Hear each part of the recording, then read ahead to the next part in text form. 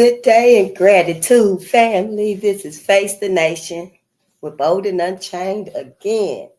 I had to run out, and you know how that is. And I was running to get right back in, honey. I sure was. But you know, I was marvelous while I was out there. You already know I was wonderful while I was out there, honey. And it's true. It's true. When you accept the sun and all that beautiful, and it's beautiful out there too, cold. Yeah. But when you accept that, honey, it's like everybody looking at you. I don't know who wanted $1 or a cigarette, honey, but they didn't even have a chance to ask for nothing because I was on it and out of there. Doing what I need to do, and I'm right back where I want to be, where I need to be. Yes, Black America, ain't nothing out there for us no more. If it ain't about Black people, the focus ain't about Black people, the progression of Black people, we need to leave. We need to go wherever it's at. Ain't nothing wrong with us being to ourselves, by ourselves, so we can get this awakening ourselves. See, the awakening ain't just for some of us. It ain't just for some of us. Everybody walked off the plantations, except for the ones that decided, yeah, I'll work for you, master. I'll trust you, you know, and that stayed on the plantation to work for them and stuff, you know. And they robbed them blind, too. Yeah, it's life. It is what it is. It's life. We all here on this plane, on this planet together. Even when we do get together and become our own, we still going to be here on this planet. You know, we still here on this planet together.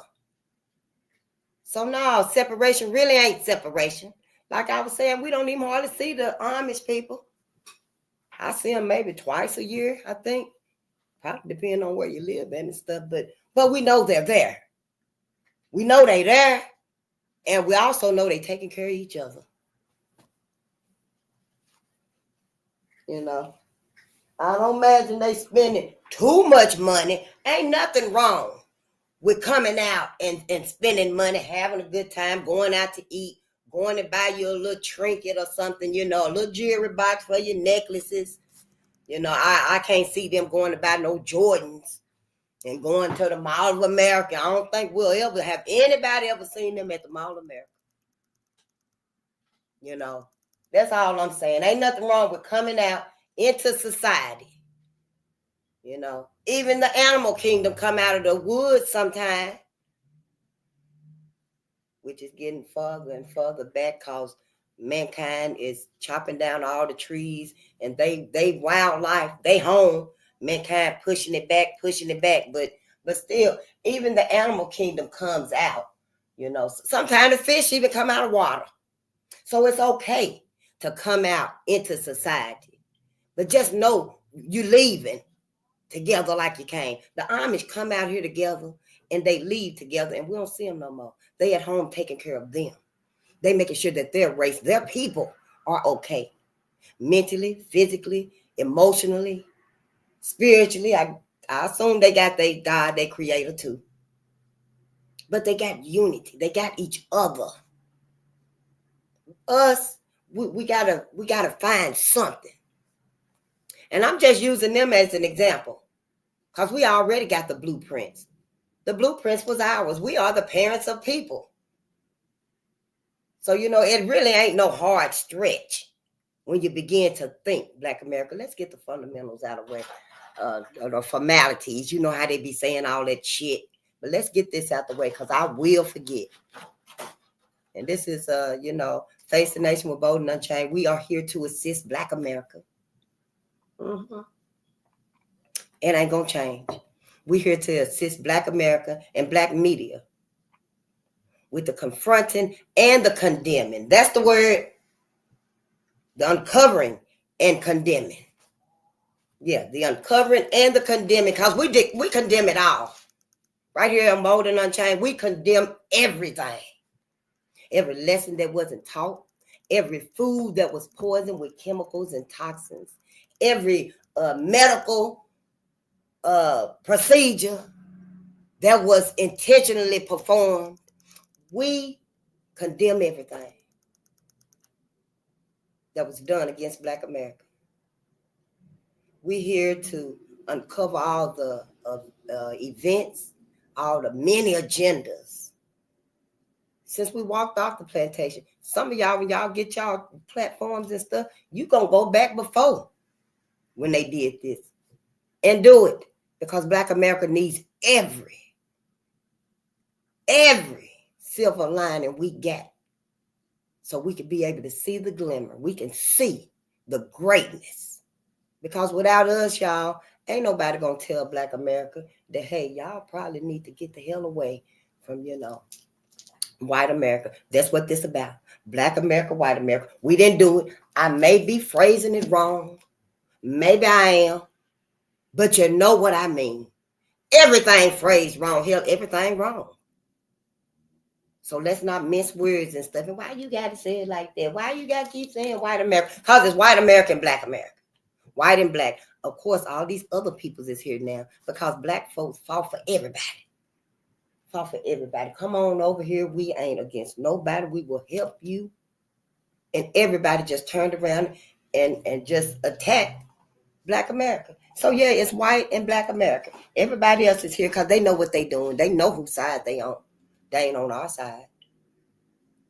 So yeah, I'm not sorry if I'm misphrasing it and not being politically correct, and probably not comprehending this in the usual excusing way that we should be forgiven.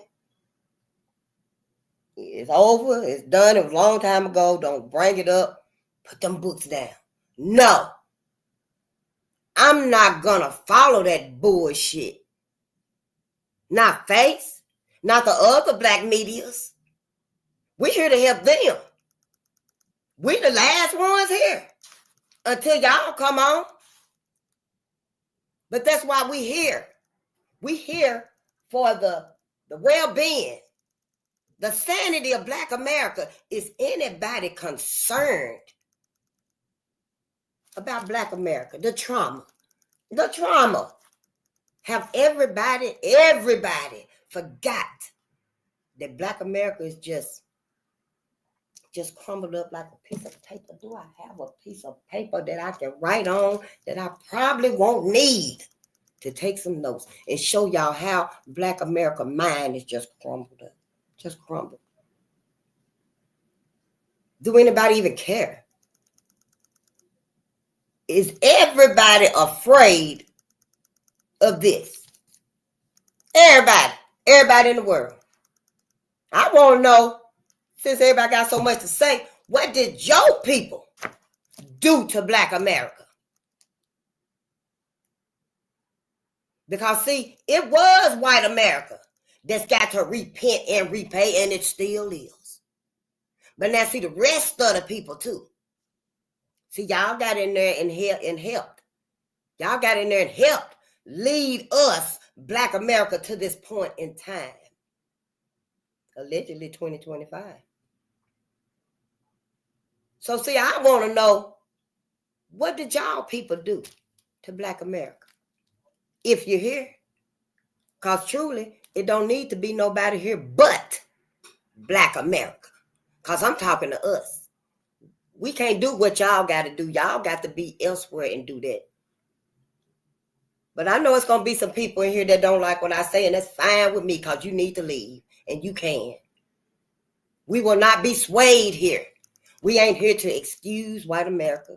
We're not here to let white America know it's okay, you've been forgiven, because they ain't been forgiven, and it ain't okay. Now, if anything, as far as I'm concerned, because I don't advocate violence, I have never, and I'm a mean drunk.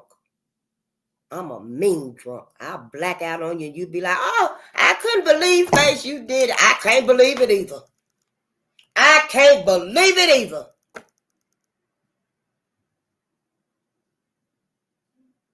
See, all the sabotages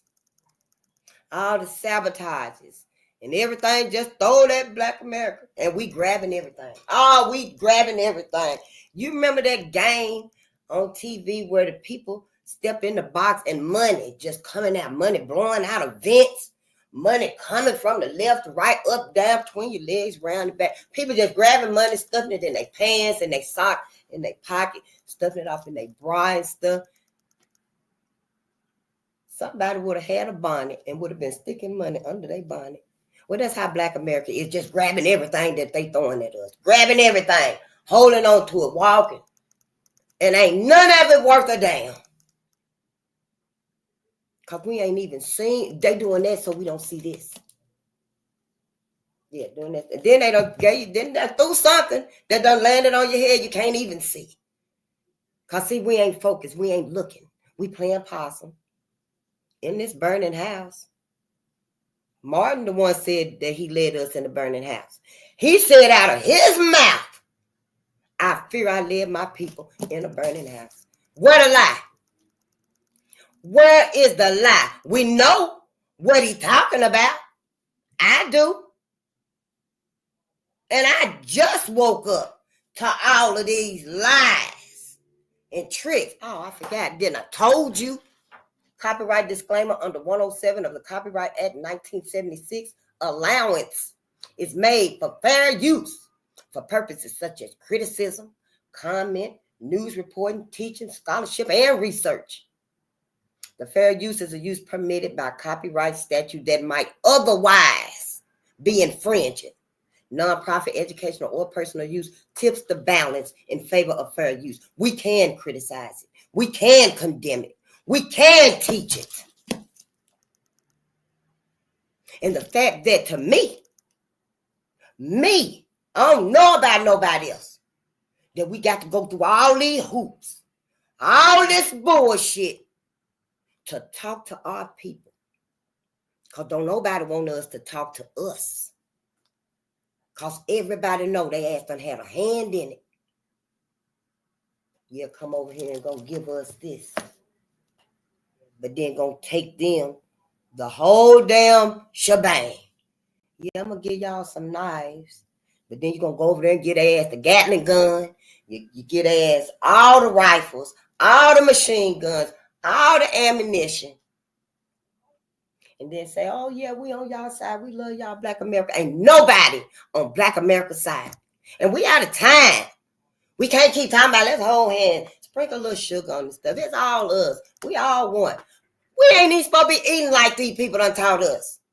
We ain't supposed to be eating like these people taught us. We ain't supposed to be living like white America taught us. We know who these people are, white America. And white America, if you hear, when you see this, you had a decision. You had a crossroads to see, to defy, to denounce what y'all was doing, what your people was doing to my people. For you to be the most generous and fake ass. Because a lot of things you was doing, white America, the white woman, you. For you to be out here now and be like you just, you the model of the face of everything. No, you ain't. You ain't the face of nothing. But this right here. This is your face. Them is the sons you done gave birth to. Them is your husbands. Them is your daddies. Now, if you want to be the face of something, you be the face of that. Because you ain't the face that everybody else is looking at to see. See, that was your problem right there. All these people right here, they was invisible. They was never seen. They was seen as animals. They wasn't seen as people, as human. Even our little bitty babies, and y'all know we got some precious babies. You can look in their eyes and stuff, and I promise you, you can look in the black baby eyes, and you can see the universe. It look like one of these. When you look in the black baby eyes, it is so magnificent. It's like the world just opens up and you just know this is the afterlife. This is life. This is the essence of heartbeat. It's explainable. It's unexplainable. I can't explain it. Black babies.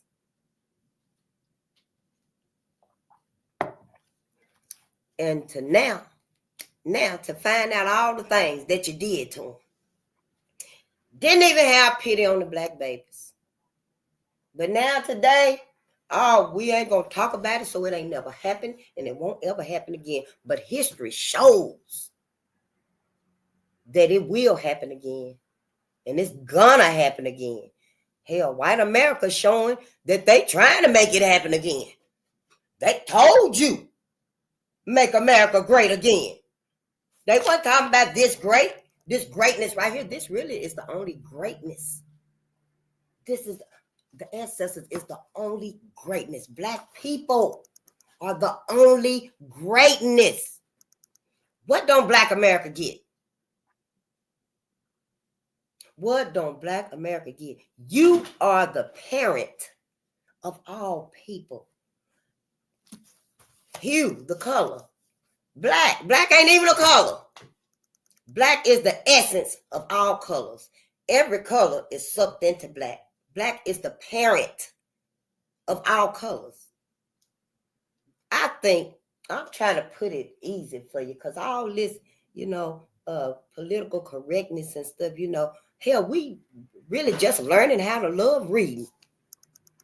The bulk of our masses have such a anxious, it's intense. Oh, it's intense when we got to read. See, y'all forgot. Even some of Black America, y'all forgot about us. Y'all forgot about us and stuff in y'all education, intellectual aspirations and achievements. Ain't nobody thought about it. Dang, Black people still can't read. Black people still illiterate. The masses of Black people still can't comprehend. Do you know other than Facebook, anything else to do with technology, say, we so anxious, we can't even do it. Some of us can't even fill out the application because it's out of our scope. Everybody done sacrificed us, and us Black folks, so-called Black folk down here, that's like mainly like, been forever, living paycheck to paycheck, and know what it's like to wash them clothes and hang them up on that hanger and put it on the wall right there. The real struggle. Go on and eat that bread with that damn mayonnaise or put you some ketchup on it or something and drink you a glass of water. Take your ass to sleep. The food stamps come on in the morning. Eat you a bowl of dry cereal. Everybody eat Cheerios dry. You don't need milk in it anyway, hell, because that's the cow's milk. See, everything Black America, we must critique it and think about it. I've been reading this right here. It gave me my personal vision that the ancestors already, what they've been saying. This right here was it was the culmination. What's yours? Once you choose whose side you on. See, once you choose whose side you on, the ancestors are going to start leaving it for you. For you. And I took the long way around to get here. I'm telling you, I took the long way around to get here, and you better be glad, Black America. You better be grateful I took the long way around to get here to talk to us. Because you know why? It's so much illusion of inclusions out there, honey. Woo-wee. Yeah, I took a while, but I was by myself. Ain't nobody finna walk me no more, nowhere. You ain't finna walk face nowhere. We ain't marching around nothing. Black America, this the last time. This the last opportunity. Before this new world order roll out here, honey, ain't nobody finna come in here. They can't reason with robots either. I can't even, it's so surreal. Like the Jetsons, for real.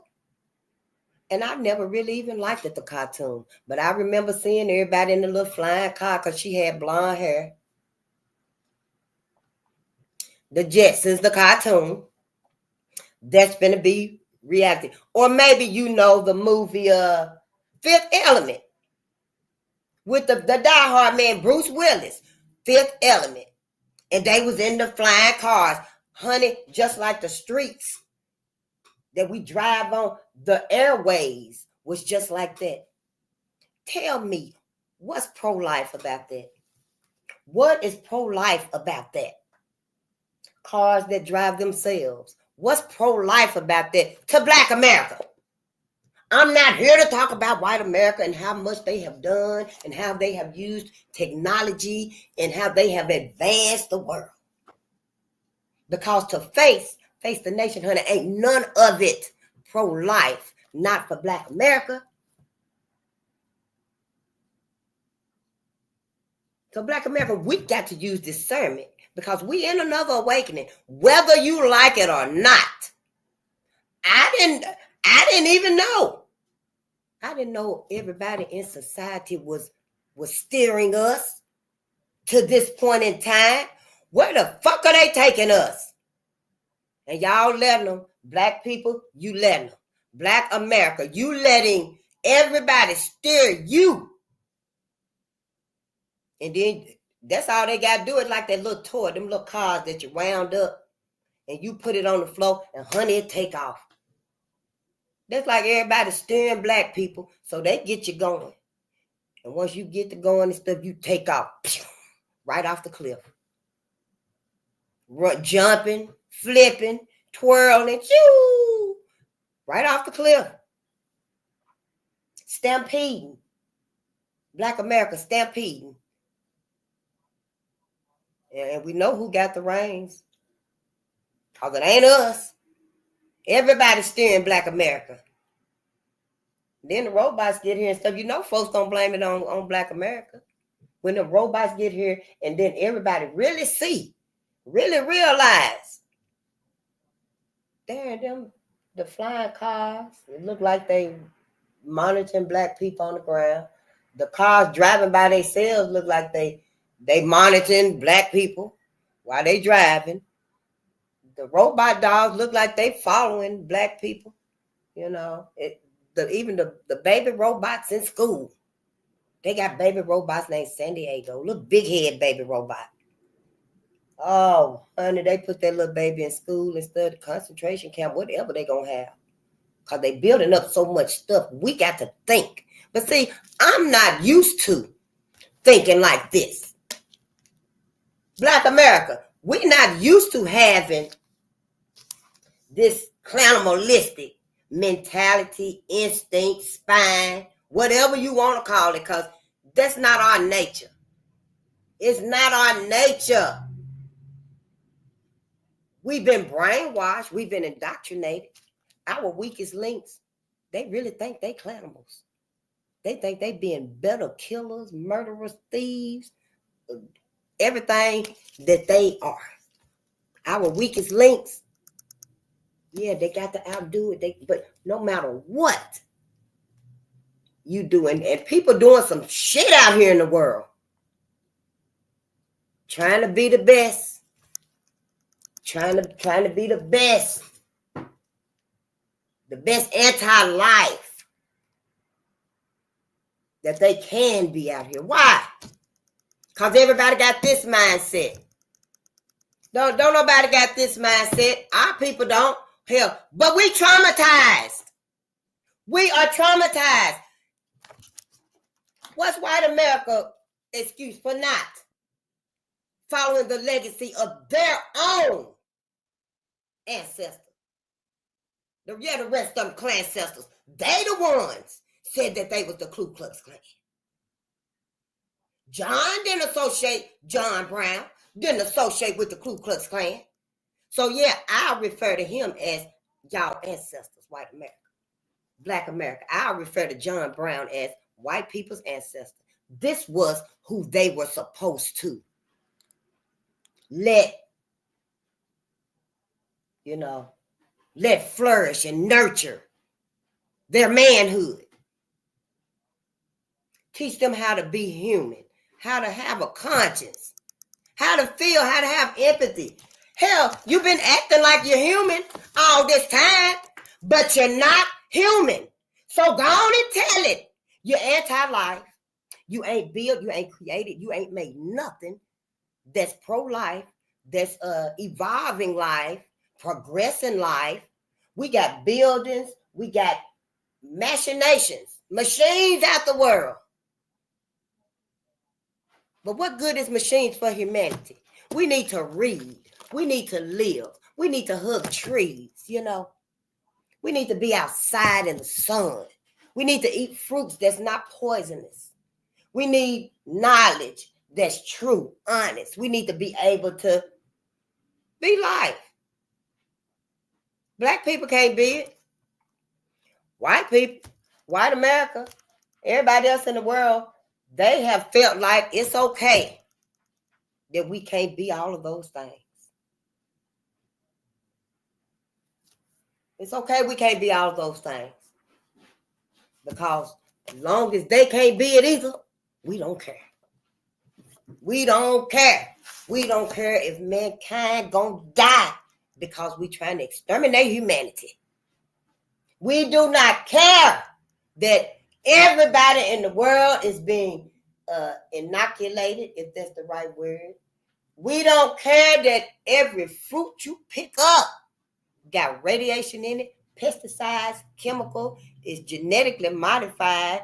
It ain't even real. We don't care. You can take that watermelon and wring it out like a sponge. Because as long as Black Americans will never get up, we don't care what's going to happen. So see, Black America, we really on our own. We literally on our own. If we want to survive, the parent of people. Why do that to the parent of people? Why would other folks in the world on this planet do that to the parent of people? You know, and the people that are, you know, pro-life and that understand, you know, some people been coerced and been browbeaten, if you will, you know, and I guess they've had their reasons that, you know, they can only do so much, whatever they may be. But in my opinion, you know, you either gonna do right and do it the right way all the way, or, you know, you really on the other side. See, you on both sides of the stick. You know, ain't nobody really benefiting from you because you ain't really committed. You ain't really gave your loyalty to either side. You just neutral. And that ain't helping Black America. That ain't helping us. We so behind, we so late, we so lost with each other. And it's all because of this. It's all because of this. We don't know what to choose. We don't know who to choose. We're afraid of upsetting white America when we talk about this, when we talk about us, our ancestors, you know, we're afraid of that because we, you know how it make white America feel, and we know how they can get.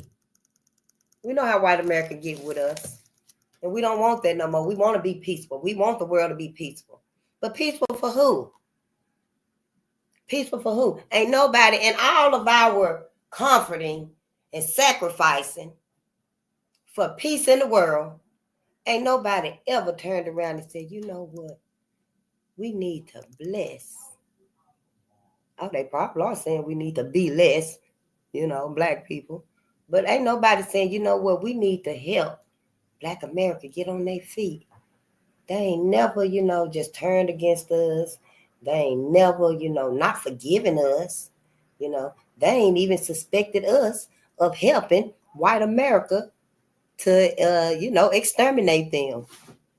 They don't even know that we being with them and procreating with them, having babies with them, because white America using anything and everything to get rid of them. We should really help them, you know. I feel bad for Black people. They don't even know that everybody against them. See, that's what's going on out there. That's the talk. That's the narrative. Yeah, everybody doing it. It's okay.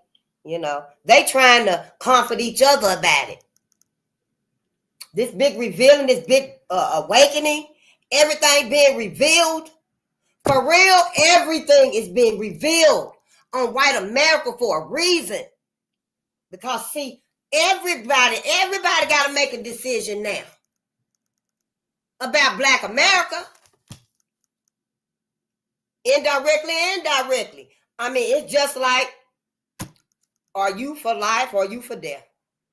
You anti-life, you pro-life. But see, it all boils down to this, because this is what everybody has ignored, denied, rejected, neglected, abused, kicked to the side, hidden it, whitewashed it. The Civil War. It was about us, but we didn't cause it. Everything is about Black America. The theft of melanin. This is the longest grudge I ever knew of. I mean, our ancestors are so amazing, so phenomenal. I need bigger words. I need better. Langston, Frederick Hughes, see, our language, we got to. It's so, I can't even explain to y'all. When you start learning about us, it ain't nothing that we have gotten from white America, this integration. It ain't nothing that we done got from this integration that can replace it. What you get when you start learning about Black America, Black people. Oh, I wish I had language that, that was so expressive and, phenomenal, and I just asked the ancestors, help me to express what I feel, because our ancestors, what they endured, what they waiting on us to see, to acknowledge, to accept them. That's all we got to do. And I promise you, they will give you the next step and the next step and the next step. They will even give you the leg up. You ain't even got to. Soon as you say, our ancestors, my ancestors, I'm grateful to you. Say something to them. You ain't even got to take the step. All you got to do is raise your leg up. That's it. So be it. That's it. That's all. That's what they waiting on. See, we've been giving all our credit. We give our last doubt to white Jesus. White Jesus. Oh, Jesus. I know we need hope. I done said this. I know Black America needs hope. But whose hope? Who hope?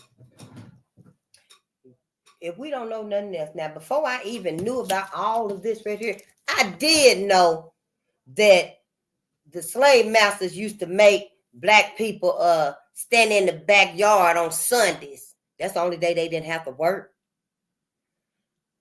And they read the Bible to them and stuff. That's how I know about slaves don't question your master. I think it was Ephesians or something. I don't know. I ain't never read the Bible. I couldn't even get through who beget who beget who. This is a dangerous spot right here. Everybody be having accidents. If I park up there, it's, it's surreal. It is surreal. I mean, to me, once I did start thinking and stuff, religion just never resonated. I tried it even since I was a little girl. It just never really resonated with me. I tried. I even annotated. I was a little girl writing down the Bible, trying to understand who beget who. And then I tried to read different books in the Bible. I read Ruth. I read a few books. I think some. Or started to read some, but I know I read Ruth. It was kind of short. And but I remember distinctly reading something. It was in red, and Jesus must have called somebody a prostitute. And I think that was it for me. Yeah, I think that was it for me for reading the Bible. I did listen. Because we still had to go to church. So I did listen. I did participate in church as less as I had to. I might have said some speeches at Easter and stuff like that. You had to do because you had to be there and stuff. But I never read the Bible, so now I don't know. But I know one thing. The sun in the sky walking on water every day. You can look in a puddle of water He said a pool, a swimming pool right there. And you're going to see the sun walking on water every day. Walking on water. But we choose to believe that this white man, and y'all know, when you say Jesus, most of us black people, we see that white man with blonde hair and blue eyes. Stop lying. I've been seeing him too. Till I started doing the work. Till I started learning. You know, there's a black Jesus. Yes, and all of them, you know, I'm not trying to take it away from, you know, keep your hope. But just learn about your options. I mean, you know, Black America, we are different people. Everything is different. You know that now. So why keep denying? No, I don't want to hear about no black Jesus sister. Don't talk to me. I know she ain't talking about Sammy Untoko. Yes, I am. Black Jesus. Black Jesus. He was in the Congo. He had supernatural powers. He had powers. He was connected. I don't know. You believe that white Jesus walked on water? A few years ago, I heard that a black pastor tried to walk on water like he was Jesus, and the man fell under the water and drowned. I don't know if it was a meme or not and stuff, but I was like, you know, yeah. But anyway, you believe white Jesus walked on water. You believe he held the storm back and he parted the Red Seas. He fed all them people with 2 fish. But Black Jesus, honey, Black Jesus stopped the helicopter in midair, told it to stop right now. Let me off this motherfucker. Black Jesus told they kidnapped him. Tried to kill Black Jesus several times. He was in the Congo. Well, the one I heard, look it up yourself. His name is Sammy Untoko. They said he liked Black Jesus. And there was another name too that was similar to that. But when I heard about Sammy Untoko, that was it for me. I kicked white Jesus out. You got to go. First of all, you don't even resonate with me. You don't look like me. You ain't never showed up for me and my people. Just think for yourself. Think for yourself. Out of all of these people right here, white Jesus. So yeah, you can go on and go. White Jesus, you can go on and go. I got Black Jesus now. I know about him now. That's where my hope is at. See, my hope is with my people and what they give me. Black America, it's because this mindset. See, we in this mindset that white folks done brainwashed on us. All them centuries, all them years and decades.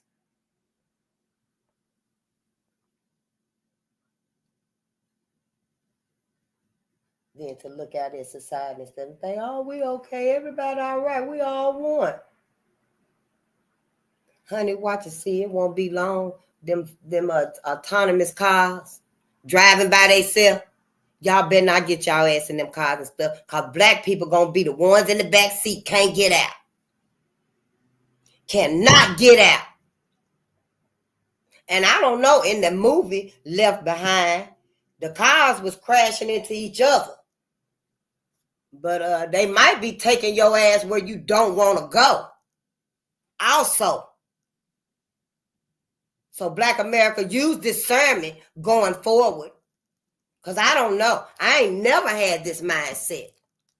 And I'm a mean drunk. But I ain't never had this mindset. Black America, to my knowledge, ain't never been the savage. Super predator. Savage. Everything that white America is, done projected it onto black people, and the whole world believe. The whole world believe it with their old backstabbing asses. Because, see, they scared of white America, too. Everybody afraid of white America. What is white people going to do? Don't you say, don't let nobody find out that we helped white America genocide the African people when we sent all that rice over there that had all that radiation in it. All these lies and manipulations insulting our intelligence. Black people. Mm-hmm. Then we got some black people out there, some skin folk, they helping them do it. Yeah, I brought you the floor. I bought you the floor plan. I bought you the floor plan.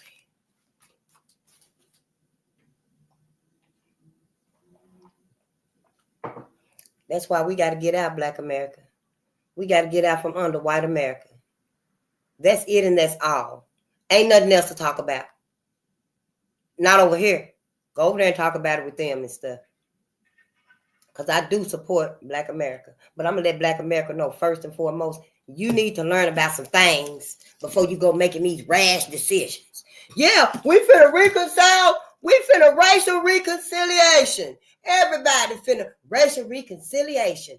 We want racial reconciliation. Where the Bible? I said I'm going to get one. I'm going to get one.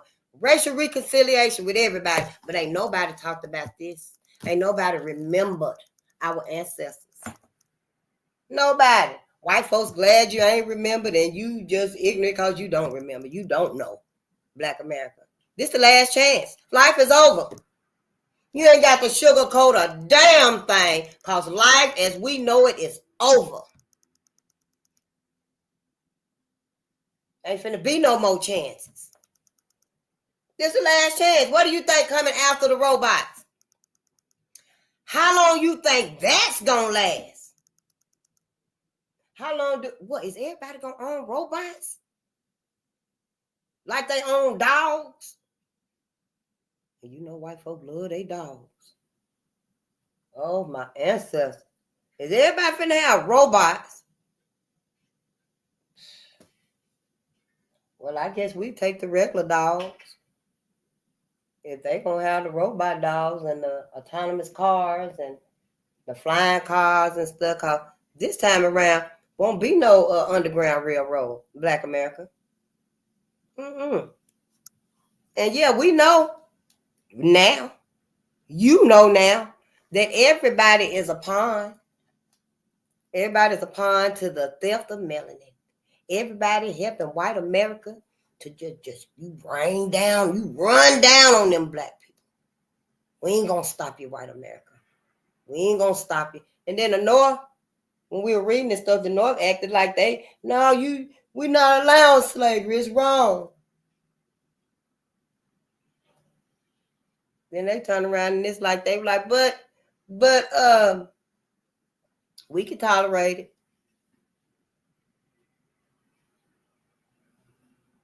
I don't know how white America, can do it.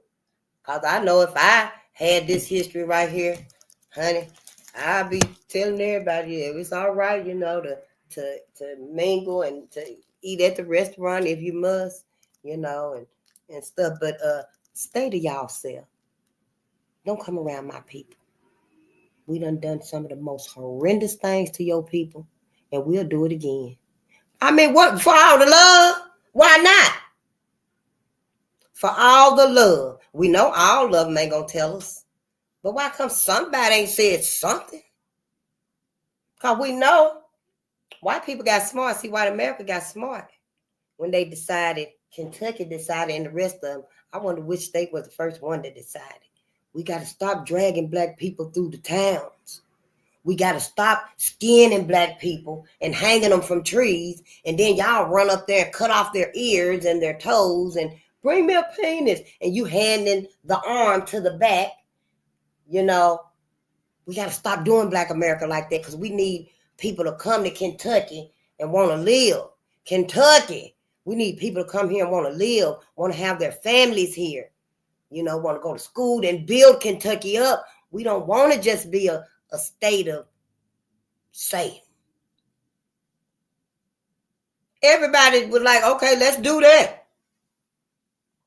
But everybody said, you're going to have to promise us if we stop dragging black men on the back of our trucks through the whole town, if we stop lynching black men and black women too, it was a whole bunch of black women were lynched. Yes, honey, I'll find it. I think I got it in this right here. We'll look at it another time. But white America like, okay, if we got to stop dragging the black men on the back of the truck through the whole town, if we got to stop lynching them and throwing the body on the fire. If we gotta stop putting them, roasting them like a pig. Because you know the big thing, you put the pig on and they turn it. Why they have a black man on one of those? It's in one of the books I was reading. We'll come across it. And if we got to stop doing all of that, that's what white America said, then you, state of Kentucky, you going to have to convict them and you going to have to hang them. That's what white America said. That's it and that's all. You either convict them and hang them or we're not stopping. We're not stopping. We're going to drag them until there's nothing left but the head and the shoulders. And that's what they meant. That's what the hell white America meant. Because Kentucky still didn't want to do it at first. They still were like, you know, no, we can't just convict them. We got to at least take them to court. We got to take them to court first. They must be, you know, a court process first, a trial. But white people were like, no, there is no trial. Because, see, the crime of assaulting a white woman or raping or killing a white woman was death. Death. You know, lynching, bullet riddled. That's how white people did it. So they were telling the state of Kentucky now, if we stop doing it, you're going to have to immediately convict them and hang them. And Kentucky took a while because they were like, no, we can't do it like that. If this is going to be the law, we're going to have to do this by the book. And white folks just wasn't giving it up. No. So Kentucky finally said, okay, we'll convict them and lynch them. And there was so many black men that was lynched and hadn't even committed no crime. By the time they found out that it wasn't even him, he was at work. He was coming from work. He was at home. He was suddenly saying it was too late because they had already hung him. Then Kentucky said, oh, white America, we can't do it publicly no more. We can't, in good faith and fortune, state of Kentucky, we can't lynch the black people in public no more. Now, we still can get them and convict them, and we still can lynch them right away for a while. Because, see, they had to sneak it up on white America that things was changing. They said, but we're going to have to hang them in private. Because, see, they're still going against what we want to happen. We need people to move here. So we're going to have to hang them in private. So white people, they finally gave in, like, okay, but we got to be able to see it. So they start charging. You can see the nigger hang, because you know the media, newspapers was telling everybody that such and such was raped and beaten and assaulted and killed by the black man. It's going to be a lynching in 5 days. Gave enough white people enough time to come from everywhere. They were coming from everywhere by boat, walking, horses, running. They were just coming. 5,000, 10,000, 20,000, 50,000 white people coming for the lynching and stuff. Then, you know, some of them could get in there and see the lynching because it's private now. Probably wasn't enough big enough space than this red box right here. So white people crowded off in there and stuff. But the other white people, the rest of their asses filled up the rest of the book. So they all were looking in and trying to push in walls and stuff and getting over each other and stuff and breaking out windows. They want to see the lynching too. You know, hell, they probably were trying to come down the chimney so they can see the lynching because it was a craving. It was a desire. It was like a fiending, ravenous, you know, for that black body, you know, to be able to get it and mold it and destroy it like they wanted to. I don't know. I'm just trying to put it together myself, okay? It's deep to me too. You know, and I just want us to know what our ancestors went through. It was very traumatizing. We ain't never got no healing. We ain't never, as Black America, we ain't never had no healing. We ain't had no therapy. Ain't nobody talked about this. Everybody just act like, oh, it's okay. It's all right. It'll never happen again. We won't do that again. We promise we won't ever do that again. They ain't even said that. We don't know what the hell they talking about. We don't know what the hell nobody talking about. But at the same time, everybody got this whole new agenda that they pushing. Everybody got their electrical outlet for the new world order, for this autonomous society we finna be in. You know, everybody ready for it. It just make me wonder and stuff, you know, well, damn, where's black people gonna be? If everybody getting on board with that, and that's anti-life. See, that's what we need to be using to make the decision. Is this anti-life about black people? Stop thinking about white people. Stop thinking about other people and stuff, because they ain't thinking about our ass. So we can't be thinking about other people. And how is this gonna affect everybody? Everybody gonna be okay. Black America is the one that's finna suffer. Black America is the one that always get the brunt, the short end of the stick, the shitlings, the ends, the scraps. So, you know, we don't need to worry about everybody else. We need to worry about us. We need to worry about our ancestors. Everybody else should have been worrying about theirs. They had a choice to decide, you know, how they wanted to be. See, we didn't have no choice. We was indoctrinated. We still fucked up. Our minds is really mush. A lot of black America, the masses of black America is running like molasses, like syrup. It's liquidating. It ain't the same like it used to be. No, because of white America. White America did all of this. White America did all of this to black America. I'm just looking for the roots. That's why Bolden Unchained is here. We ain't out here on the branches, ticking it off. Oh, yeah, you like this because you listen to that old rappish ass music. You like this right here because your ass won't read. You like this right here because your ass is lazy. You don't want to get up and do nothing. You like this right here because your ass don't go to church. No, we like that here because our ass is fucking traumatized. That's why we like that. We like that. We don't read because we couldn't read. Now we got this, see, this fear of reading. It ain't just one or two or three or four black people. It's almost the whole collective. Now, we ain't talking about our educated, you know, people. You know, we got some real educated people out there. You know, they love to read. You know, it's phenomenal. They will take you there. Reading a book. Reading to you, they will take you there. But see, within our masses, it's so many with the same anxiety. Oh, Faith, please don't ask me to come on your come with you and read. Please don't ask me to read. You mean to tell me you gonna read that whole book? You think we finna sit here and listen to this whole book, and it's about white folks? Black America is allegedly 2025. What else we got to do? Who else could we possibly give our time, our effort, our money? Who else could we possibly give the rest of us to? I'll wait for a few minutes. But I ain't waiting for long, because I can go by myself. I can go by myself. Because half the people anyway don't give a damn about black folks, no way. Sure don't. You done got your lap of luxury. You done got your pillow. You're so comfortable. Oh, put a tuff in it. Ooh, girl, yeah, I got me some velvet pillows, honey. I'm going to put one right here and one right there. So, you know, this right here, we only for a select few. We ain't for everybody.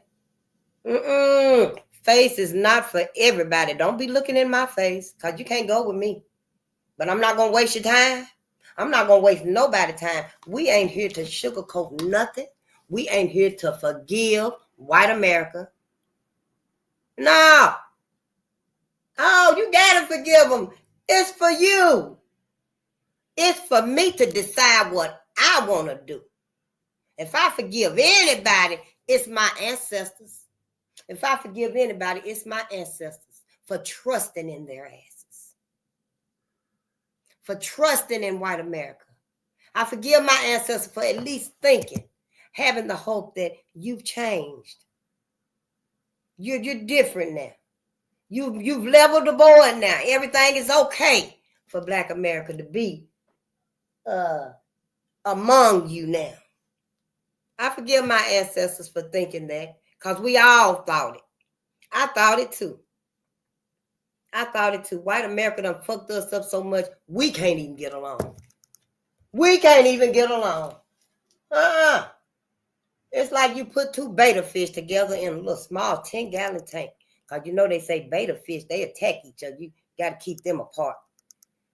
It's like that, what has been done to us, the self-hate. That's what it is, self-hate. Why you hating me, hell? I'm the one there that's telling you what happened. Why are you self-hating? I know we done mingled, we done married, we got kids, businesses, legacies. That ain't my fault. You should have asked Sabrina about Karen and Ken. Sabrina should have told you not to get in the car with Ken and his friends and stuff. You the one, I'm going to be with who I love. I'll be with who you love. But shit, at least tell her ass to tell you about her great-great-granddaddy and them uncles and cousins. That was his boys. Oh, they with great-grandpa this weekend. Yeah, they're out at the cabin. He teaching them everything he know. Because see, Black America, these kids, these white kids, they telling everything. They showing us everything. White America ain't changed. They just doing it. They hiding it like they started hiding the lynches. Putting it on postcards. Oh, take me some pictures of Jesse Washington when you're lynching. One white woman that said she was assaulted by a Black man. And they couldn't get the Black man and stuff. But they brought her another Black man. And she was like, lynching below my window so I can see his death. So I can see him burn. I mean, shit, hell, this ain't like a movie. Black America. I'm just wondering what else out here could we possibly want to be involved in or wrapped up in or, taken along with what? Because I don't see none of it. All I see is a whole bunch of anti-life, anti-Black. Pretty much when I say anti-life, I mean anti-Black. Ain't nothing finna progress. Ain't finna be no prosperity, no abundance. They make sure, white America, make sure that Black America receives none of that. And to tell you the truth, for all these pillows and this plush lifestyle that Black America think we got, we ain't really got nothing. We ain't got nothing if we ain't got the love, the faith, the knowledge of our ancestors. We ain't got nothing. Yeah, walk around here in your billboard outfit. Be color-coded. Walk around color-coded, like these people right here done taught you. But you ain't got nothing. You ain't got nothing. Sure don't, Black America. It's just time to wake up, my people. Sure will, because you know how it is here. Sure will, baby. Ain't nothing tied down. And we finna loose Black America. Yeah, we finna unchain Black America. Sure will. Ain't finna be no sugarcoating it. We ain't finna sugarcoat nothing. We ain't saying go out here and hate on white people and hate them and just tell them, oh, I can't stand y'all ass. I didn't know what you did.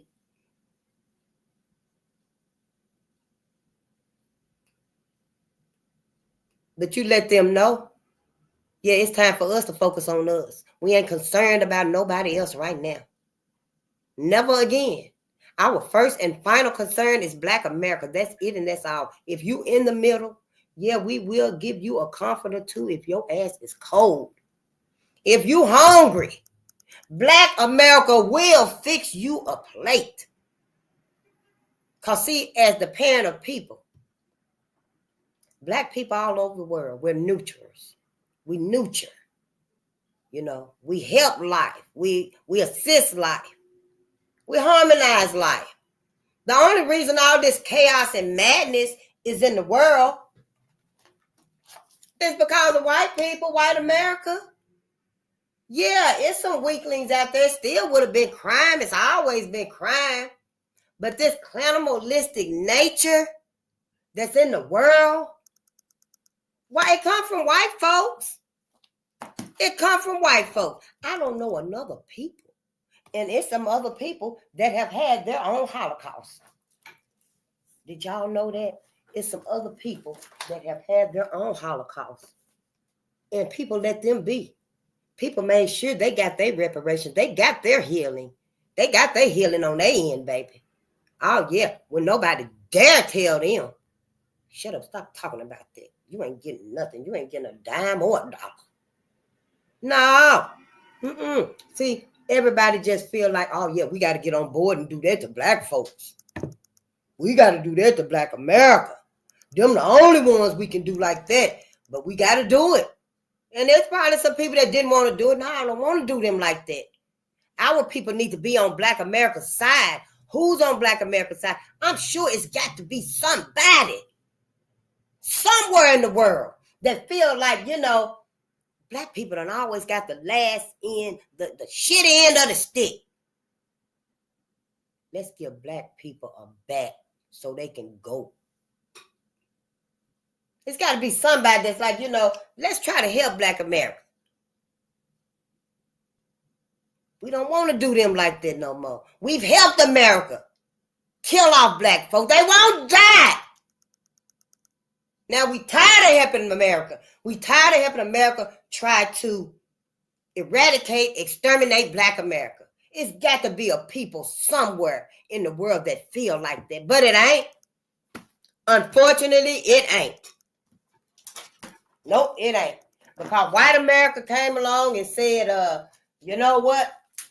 If it ain't black America that's finna be getting this pressure, it's finna be one of y'all. So at that point, everybody said, oh, well, okay, then, well, here. Sign that right there and pass that paper around. So we on our own. But we ain't on our own, because look who we got.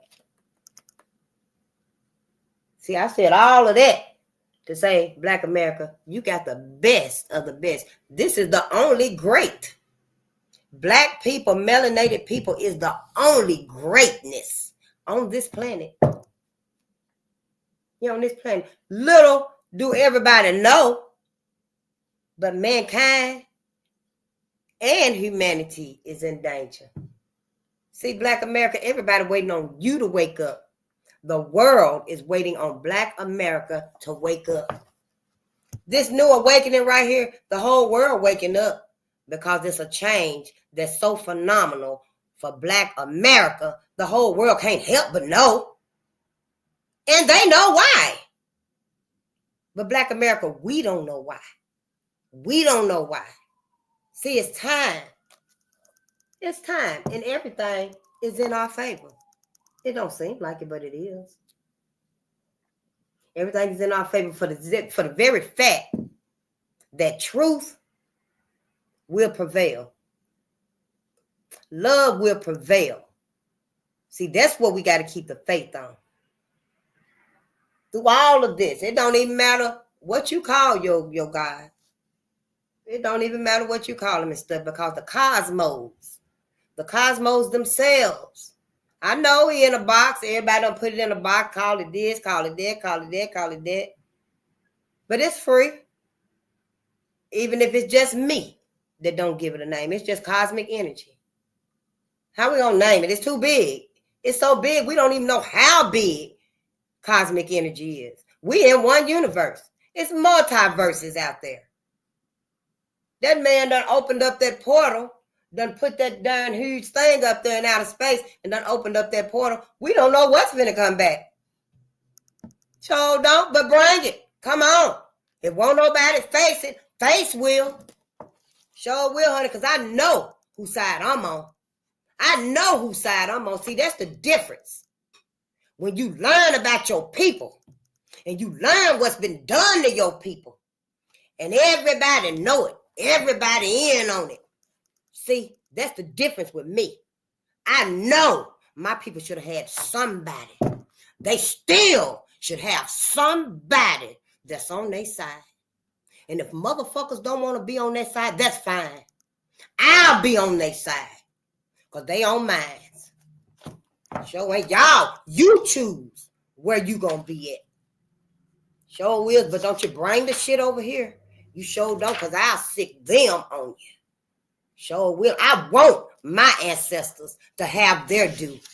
I sure do. White America, you better pay back and you better repent. And everybody that do it with you, everybody that's in collusion with you, that's helping you, assisting you, here, let me putting it behind your back, that's neutral with it. Oh, no, we ain't going to say that we going to stop you from doing this to Black America. All we saying is don't do it around us. You can do whatever you want to do to Black America. Just don't come over here and do it around us. That's all we saying, white America. Now, come on, y'all, let's go. We by ourselves. We on our own. We are on our own. And who the hell gonna be able to get us out of the this robotic world? What you gonna tell Sophia the robot? Let me go, Sophia. What our babies gonna tell baby San Diego, the baby robot? Oh no, it's all anti-life. It's all anti-Black. Right now, I ain't even been watching the news and stuff, Black media. I haven't been watching Black media and stuff, not like I usually do, but I already know. I already know. Shit finna hit the fan. Some people gotta go. Some people done came over here and stuff. Everything is a mess out there. But see, the thing about it is everything is chaotic against everything. But at some point, everybody turn their head. Everybody fighting and stuff. You see all the chaos. You know how the fireworks, when you shoot the firework up in the sky and it go boom, and then it be everywhere. And we be like, oh, so beautiful. Well, that's how everybody is looking and stuff. But then at some point, everybody turn around and look at Black America. And that's it. It's on. Like what were we reading last night? In that book right there, was it the draft? Something about the draft. And white America started out being upset about the draft during the Great Depression or something like that. But it ended up being, white America ended up being, I don't know how the hell they made the connection, because it wasn't even no connection. All of a sudden, everybody just looked at Black folks and just started targeting Black folks at midnight with the ancestors. But that's what happened and stuff. And that's kind of what it's like. Everybody's focused on everything else, it seemed like. You know, that's what they show us. They focused on everything else. But really, under the bottom and stuff, you know, they signing them papers against Black America and stuff, you know, doing what they do. And we ain't seen none of that and stuff, because we just looked over there and seen her counting money. That's all we did. We just looked over there and she was sewing the two sheets together. We didn't know her ass was over there making Klan outfits. We didn't know their ass was over there passing the bill to reinstate slavery. You know, some bullshit like that. We didn't know their ass was signing the bill that when Black people get in these autonomous cars, they can't get out until they have been vetted, checked, fingerprinted, DNA tested to see if they're in the crime database. And then you can let them out of the autonomous car. We didn't see all of that. We just seen them over there and didn't look like they were doing nothing. But see, that's called Black America. We on our own. Everybody got a hand in accosting Black America. Everybody helping white America do this. Some of us helping white America do this like we really know. Yeah, make America great again. We're for Trump, bitch. For Black men. The Black man, you is the one, the main one that they don't like. You the threat. I was listening to Dr. Frances Cresswell, and she said that a woman cannot make that man sexually interactive because he gonna go down. That's like pulling a gun out saying, give me your cock. Give it all to me. And the cock just gonna be so flaccid and stuff because he can't do nothing. But the man can the woman ain't got to go flaccid. She ain't got to faint. It don't matter. He still can get it. The man is the threat. It was you. It was you that how they made America great. Hanging the black man, lynching you, drug your body through many towns. You know, they literally had to go along the trail and pick up the body parts. Y'all, I'm not lying. Where's the lie? I'm just saying, where's the lie? I didn't do none of that. I didn't orchestrate. I didn't even orchestrate me being here reading it. I sure didn't. The ancestors did that. They did this. They are ready for us. Who the hell got the guts? Do you got the testicular testosterone? What did Farrakhan say?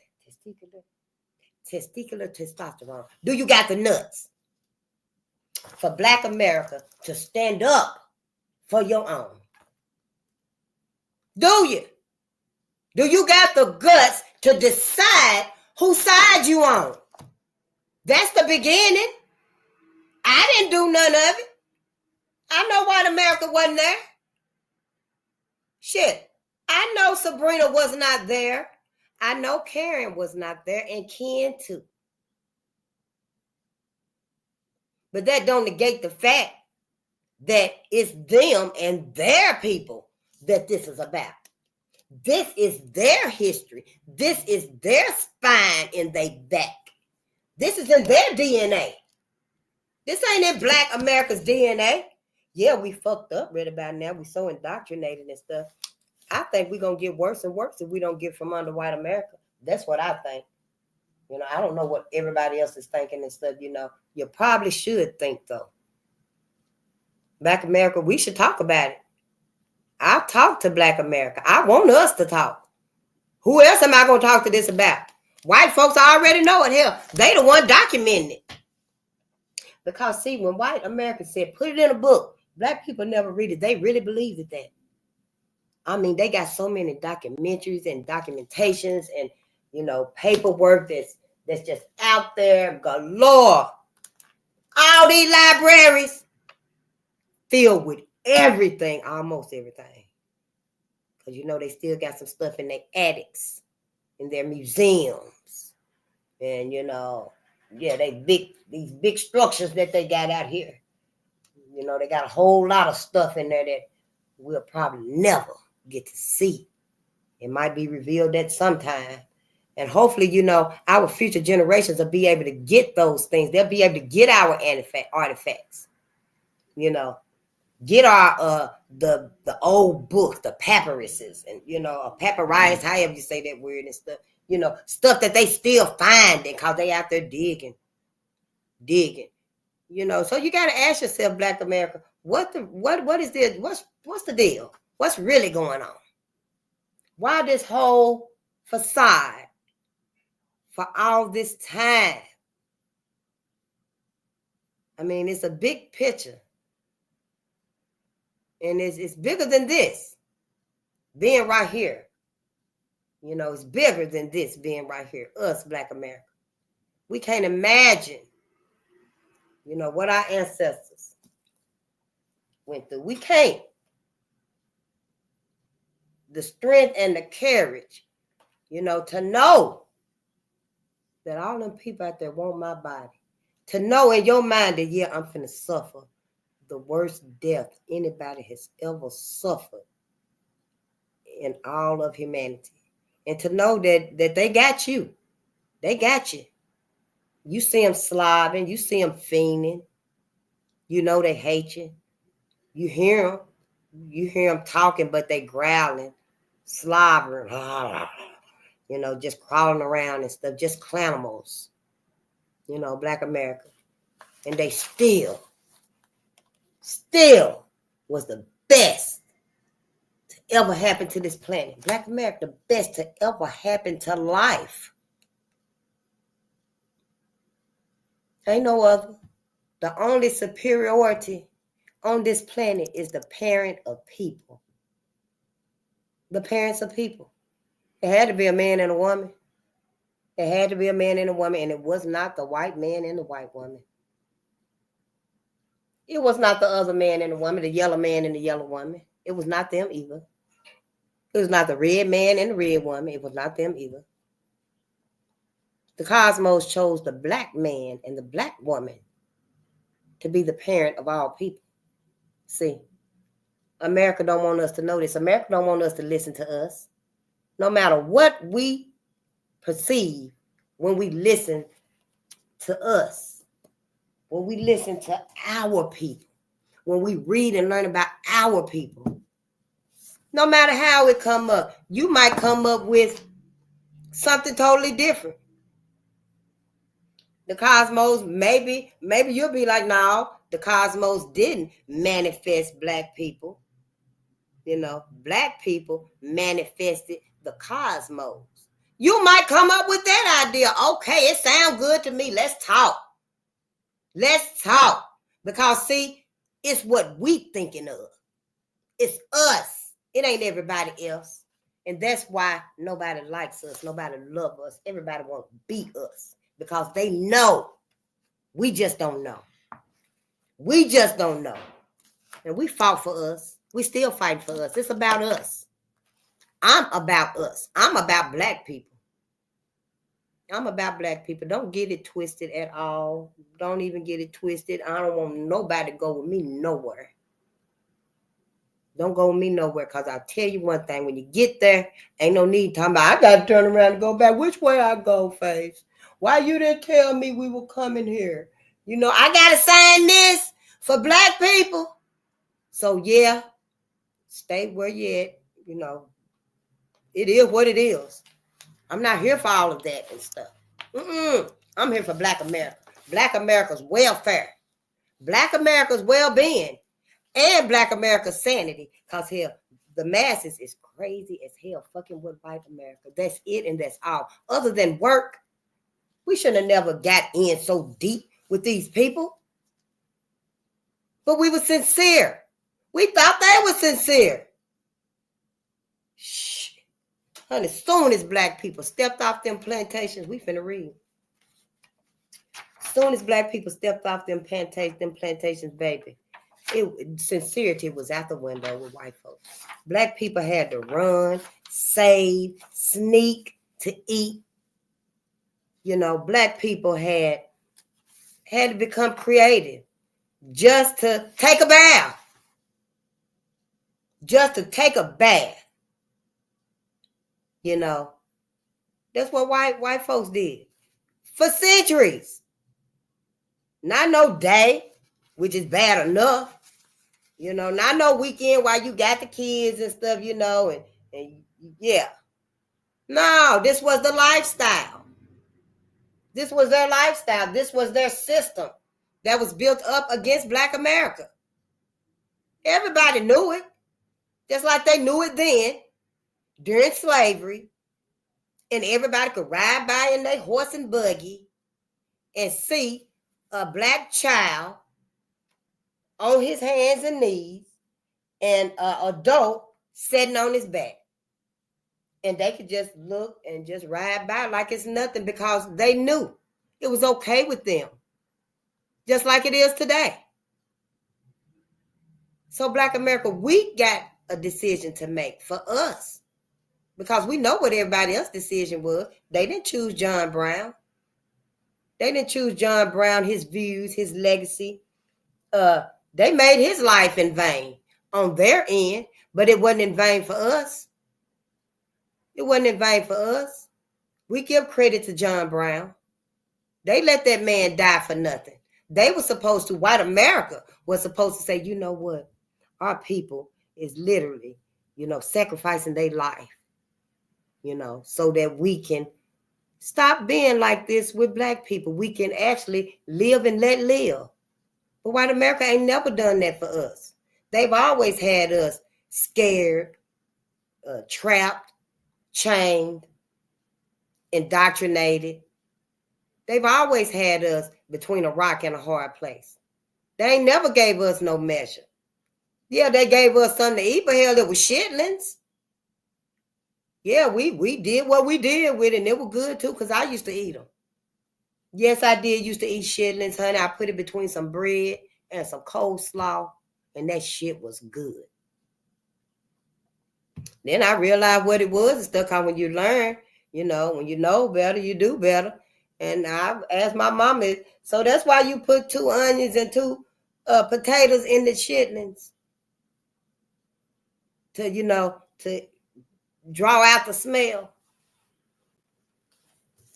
And yeah, that's what they did, But our ancestors didn't have a choice, and then they were eating better. They were fasting.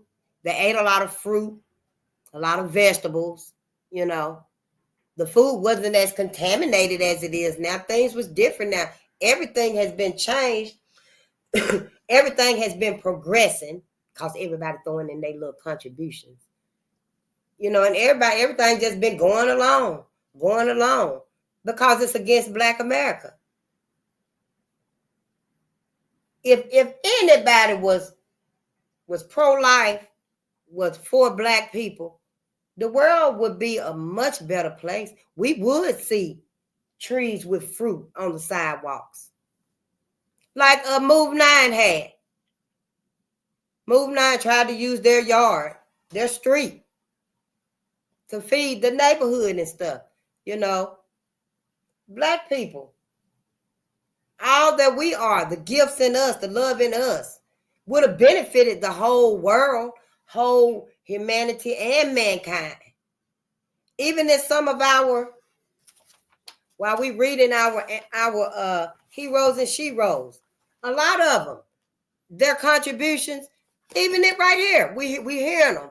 I'm reading them say, for all people, for all women, for all men, for everybody. For everybody. Because that's who our people are. That's who we were ordained to be. The cosmos manifested us for this, see? That's why we got to keep the faith that this fake world ain't going to last. This futuristic world ain't going to last. But we got to wake up first. If we don't wake up and stuff, it very well may continue on. And we don't want that, Black America. We are at a place, a crossroads. We are in a crisis. We got to decide. Every decision is going to lead somewhere.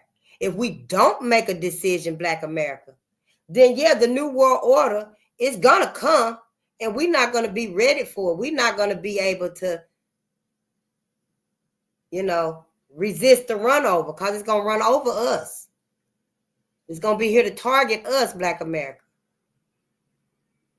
So we must do this. And if we do this, the New World Order is still coming, because it's already here. So see, it's still coming, but we'll be ready. We'll be ready and in position to stop all the bullshit. See, the greatness that's in Black America, y'all.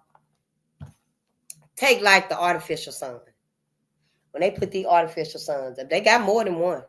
I read about one, honey. I thought it was the first artificial sun. These motherfuckers got like 4 artificial suns.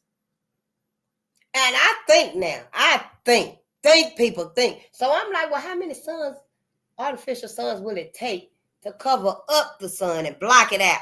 Because, hey, Bill Gates trying to block out the sun. I heard it last year, a year ago. But, so I'm thinking, well, how many is it going to take to block out the sun? You got 1 here, you got 2 on the sides, so that's 4. And then I guess you put 1 on the top and 1 on the bottom. And maybe if you, like a Rubik's Cube, and maybe if you close it up or get it tight enough, maybe you can block out the sun. Everything gonna die because everything needs the sun. Anyway, dumb asses. To be so superior. White supremacy, so superior. Superior white supremacy. That's dumb as fuck. Why would you try to block out the sun and kill everything? Who can live without the sun? Who can live without the sun? Oh, we might be, yeah. Mm-hmm. But anyway, black people, because, honey, what's in your ancestors is in you too. The greatness in your ancestors. Look at it like this. They block out the sun. Every melanated people, every melanated person on this planet, we got to hold hands. Yep. We got to start detoxing right now because we don't know what the hell these people finna do. We got to start fasting. Switch our mindset. We finna read soon. Switch your mindsets. Get out of all this white bullshit because it ain't doing nothing but distracting you. Because we don't know what they finna do. But when they do it, Black America, we got to be ready. We got to be ready. I don't know. When we hold hands, all that energy gonna light up. Then that was like.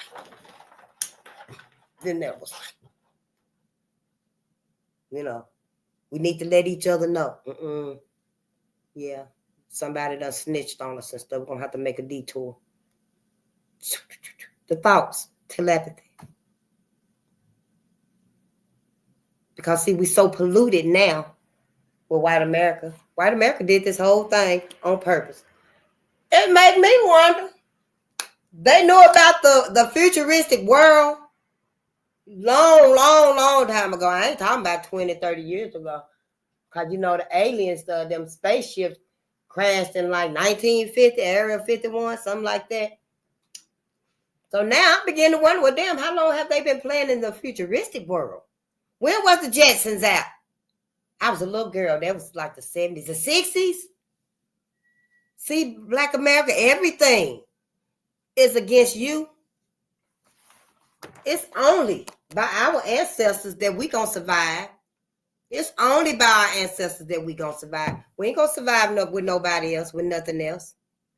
Sure ain't. As sure as that white man Simmons was talking about Jesus. Because, see, they got Jesus too. Don't get it twisted, Black America now. Their Jesus look like your Jesus. And he he choose them. He on their side, Black America. So you better start unlearning some shit. So you can relearn what you really gonna need. Because ain't no need in Black America calling on no cat when you really need a dog. Now, Black America, I don't know if you manifested the multiverse or if the multiverse manifested you. But the constellation is Canis Major. Canis Major, the dog, K9. And for you to sit up here and be talking about Jesus Christ like you want to stroke his blonde hair, that man can't even go in the sun with you. And you think he out here walking on water. I mean, just think. Common sense. You know not to kill, steal, and destroy. We know that. We got weak links. Everybody do. But kill, steal, and destroy. Savages need to know that. The Black man ain't no savage. This is a savage.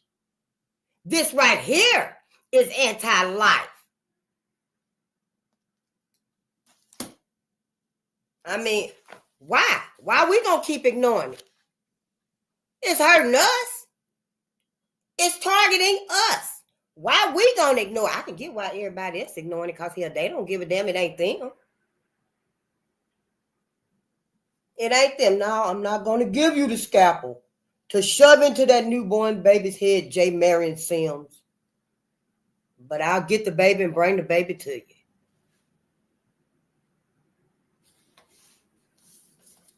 I mean, it's only Black America that we need. The whole world waiting on Black America to wake up. Some of them in fear. Because they know when Black America wake up, shit gonna really be revealed. Because they know when we really wake up, shit gonna really be revealed. A lot of folks gonna really be set in their place, which won't be with us no more. And see, they know it. If we lose their energy, if we lose Black America's energy, oh my, what are we gonna do if we lose their energy? But see, they done stole everything else but the mitochondria, but the DNA. They done stole everything but that. They can't get the key. They can't get that key. Oh, they got plastic keys. They got plastic keys because I think they know the shape of it. But they can't get the key. That plastic key, you know, it's going to break. It ain't nothing but plastic. It ain't the real thing. But Black America, all I'm saying is, ain't nobody coming back. We know about Harriet Tubman came back and saved 300 slaves, helped them to the Underground Railroad. Harriet was saving Black people everywhere. Harriet went to visit her friend up north, and there was a Black man named Charles Nails. Had escaped to slavery, got a good life for himself. He was worked for an outstanding family. Everybody loved him, trusted him. He was trustworthy. Everybody knew him. He was a hard worker. And his master found out where he was at and sent for him. And all the Black people were like, no, we ain't sending you back. Because he went to the bread house to get some bread for the family that he worked it for. And he didn't come back. And they were worried, well, where's Nails? Where's Nails? Honey, when they found out they had Nails captured, finna send him back down south. And people sprang into action. You ain't taking Nails nowhere. You know, white people came out galore because, you know, they came out in throngs anyway. And there were probably like 500-600 Black people maybe. and they tried to get Nails. They wanted him. And honey, it was the fight for his life and stuff, but they didn't lose him. They did not lose him. They fought for his life. Harriet ain't coming back. No. Robert Purvis was another one. His mama was a slave. His daddy was the master. You know, he was raping her. There wasn't no love relationship. There wasn't no relationship, love. Like Thomas Jefferson and Sally Hansen. That wasn't love. She was a slave. That man was raping her, sodomizing her, doing all kind of stuff to her. Then letting other folks come and do it to her if they wanted to. Get on back to the quarters. There wasn't no choice or option. The only option you had, in my opinion, the only option I would have had was to escape to freedom, kill all they motherfucking asses, and then kill myself too, probably, because you know they finna come and get you anyway. I don't know. But it wasn't many options. I don't kill all them. I'm gone. Yeah, gone and kill yourself too. I don't know. Kill them and then escape to freedom. What did Nat and them plan to do? Kill all of them and then go to freedom? I don't know. I ain't never thought. I ain't never had to exercise my brain for all of this, because I ain't no killer. We are not killers. Black people didn't do those things. We couldn't. Even in all the torture that our ancestors suffered, they still couldn't bring themselves to kill all them motherfuckers. Even if I know I got to kill myself too before they come and get my body. Before they come and get my body and do some unimaginable things to it. My friends and my family got to look and watch what they do to my body. Our ancestors had to deal with that. But they didn't say, yeah, I'm finna kill everybody and myself. Yeah, Nat Turner did. It was others like Nat too. It was others like Nat. Because ancestors that had already been slaughtered. And I know the story was that, you know, God or the higher power told Nat, gave Nat the vision. And, you know, Bolden Unchained, Face the Nation, we believe that, you know, them voices is the ancestors. Those voices are the ancestors. There's so many ancestors. The ancestors that on them ships, them slave ships. The ancestors that were thrown in the river. So many ancestors, we can't even imagine. All of them black towns that were flooded.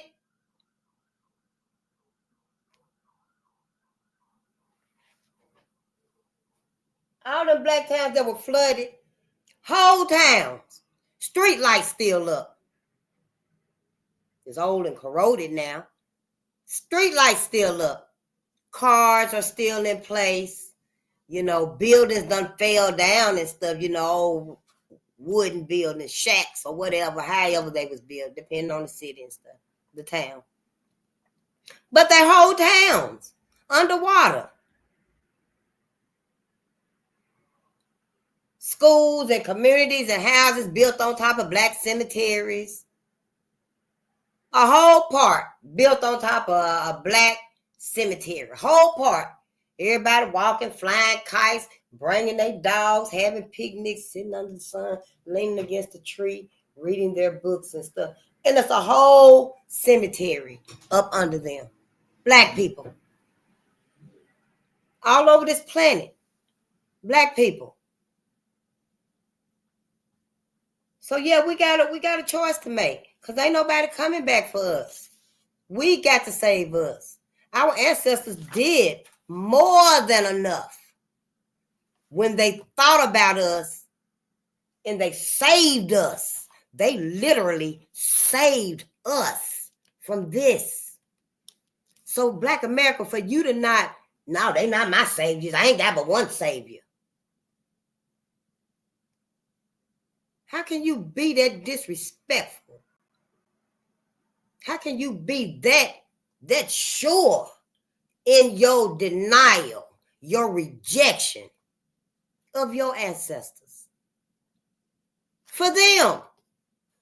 You chose them every time you say it. They ain't my saviors. They didn't save me. These people wanted to keep you in slavery. The only reason you was let out of chains was because of the green dollar. Somebody was scared and worried that somebody else gonna get more. Somebody gonna get more than us. So yeah, do it. That's the only reason. Our ancestors was the only one, the first one, and the final one who said and decided sincerely that our people is not going to stay in slavery. We're going to get our people out of these chains.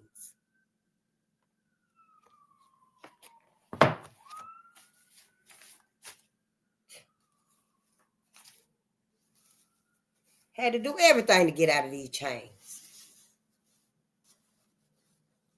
I mean, where's the love for all the love for Black America? Had to be so creative. If it wasn't for the cosmic gifts that was bestowed on Black people, we wouldn't have never been able to escape. We wouldn't have never been able to see a way out for us. Like William, we read about him. William and Ellen Craft. She could pass for white. They wrapped up her arm and stuff, and she, you know, was like she couldn't speak much, so they didn't talk to her. They talked to him. He was a slave. And yeah, I'm taking my missus to her appointment. She's very tired. She's stressed, and she looking white over there. And she like, yes. Can't sign because her arm is wrapped up, so she can't sign a signature and stuff, but she can get the pen and do like that, you know. And so they made it to freedom, though. Wanted to be free. Henry Box Brown mailed himself free in a box. That's why they call him Henry Box Brown. We so creative. Nothing can keep Black people down. We going into hard times right now. Yeah, another awakening. Another depression. Yeah, all this pressure. Black America.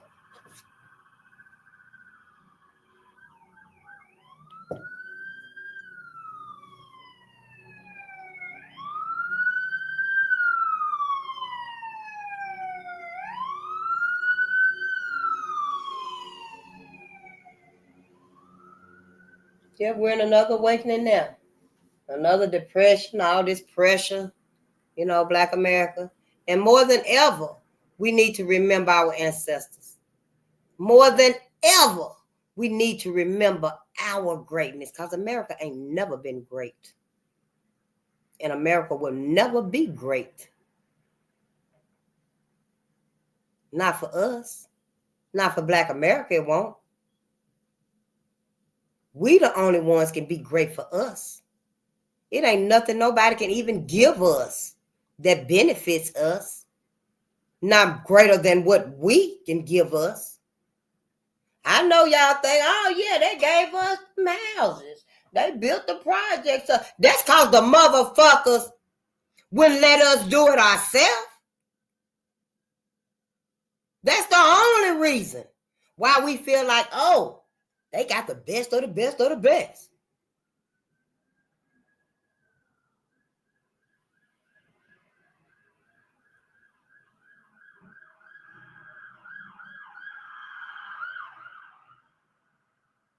But they know the greatness we are. They know about all our heroes, our sheroes, inventors and scientists, all our experts and scholars, brilliant minds.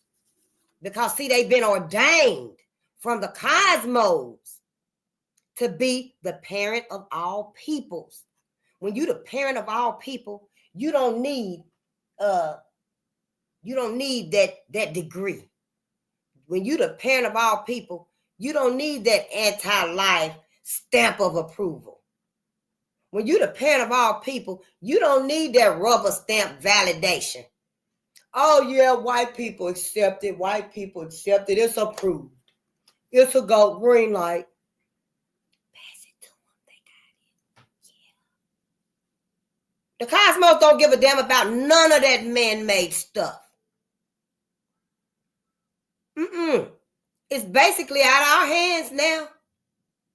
All we got to do is decide whose side are we on, Black America?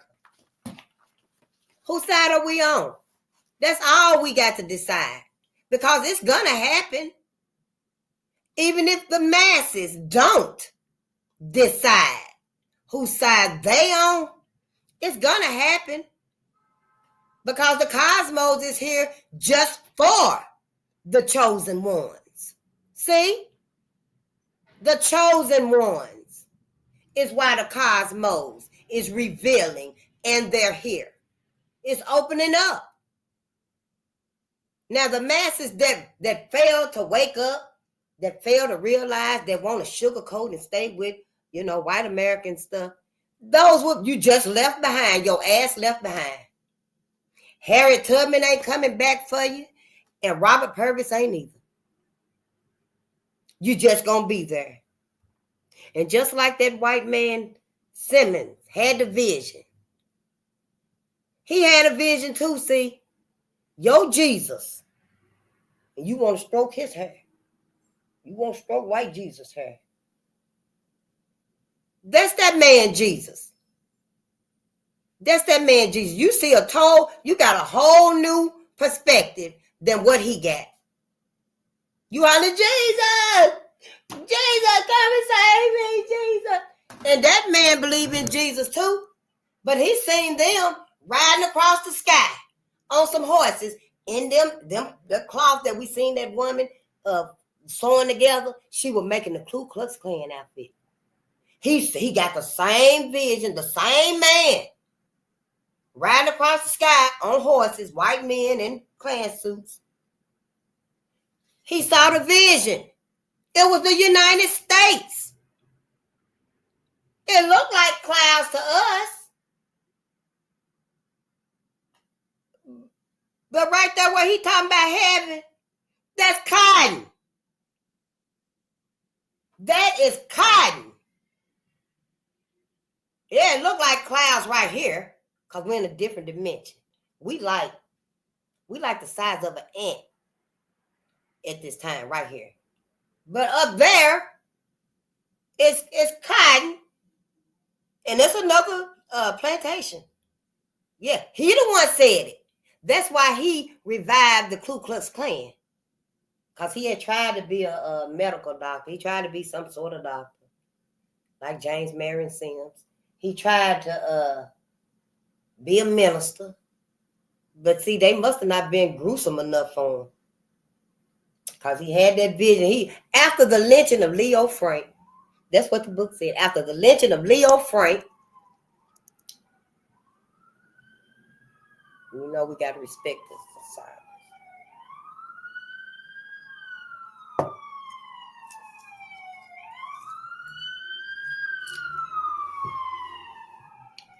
After the lynching of Leo Frank, and he watched the birth of a nation, that's when he had the vision.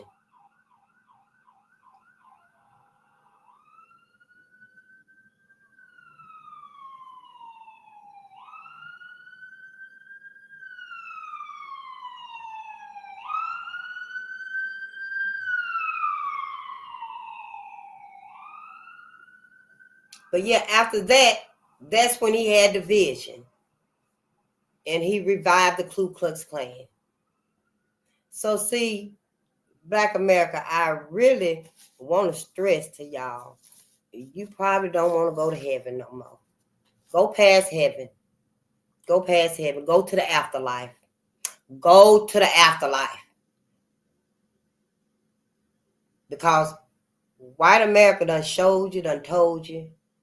They even got the pearly white gates up there. Why you got to be in heaven and be behind some gates? Ain't you supposed to be free? Who gonna open the gates? Who else behind the gates? Put it all together then, hell. Shit. If they asses is on the horses, in heaven, it would look like clouds, but we know now it's cotton. They asses on the horses in heaven. You behind the gate. What it look like to you? So yeah, I do advise, in my opinion, don't stop at heaven. Keep going to the afterlife. Because see, what that's doing is that's stimulating the thought. That's perpetrating the thought that trapping. That's trapping. Emmett Till, George Stinney, all of our ancestors. Mary Turner, Medgar Evers, everybody that's been slaughtered, lynched, Jesse Washington, John Harford, everybody that's been lynched. We done trapped them up into heaven with they enslaver, with the very ones that tortured their bodies right here on earth.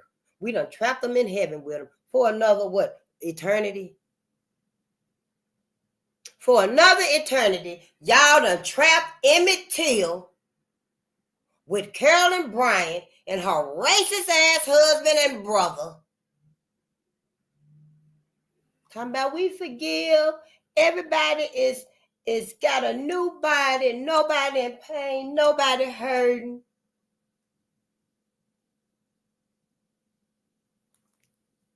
Don't even make sense. But indoctrination ain't supposed to make sense.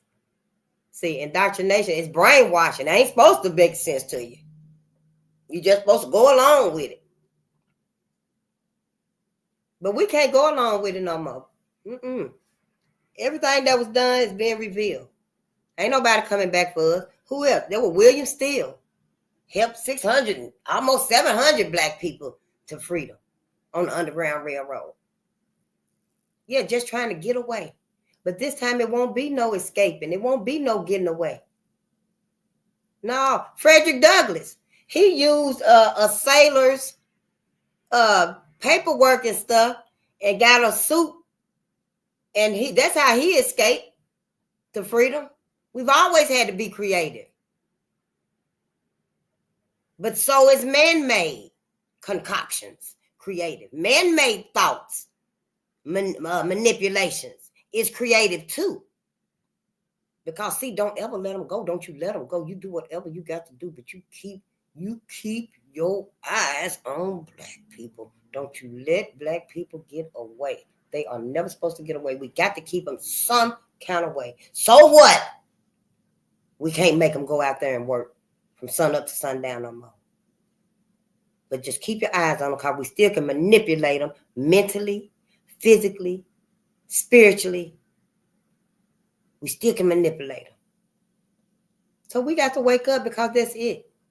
It's like Robert Smalls. They used him against his own people, made him feel that small because they made him pilot the ship, the Confederate ship, the Planter, so they can go and attack black people and kill them. They can do surprise attacks on abolitionists, and they made him pilot. They made him the pilot. Yeah, you go steer the Planter. Yeah, they already in position. But he got to stand there and learn how to steer the ship. He know what they going to do. The other crew members. Yeah, I got to be in here cooking for these motherfuckers. And they making us go so they can raid down on, on black people. But they had to steer the ship and stuff. But you know what? They might have felt that small. But Robert and them, they started thinking and planning. We done with this shit. Enough is enough. We got to get on the other side. They started thinking, we finna escape. Everybody was thinking we finna escape. Everybody didn't go to the Underground Railroad because they couldn't get there. When the Union got close enough, some was able to run to the Union for safety. But like Robert, they couldn't even get to the Union Army. So what happened was, Robert and them noticed, oh, they ass like to get drunk. They ass like to drink. So they automatically knew, we don't drink. We ain't about to drink. We ain't here to drink.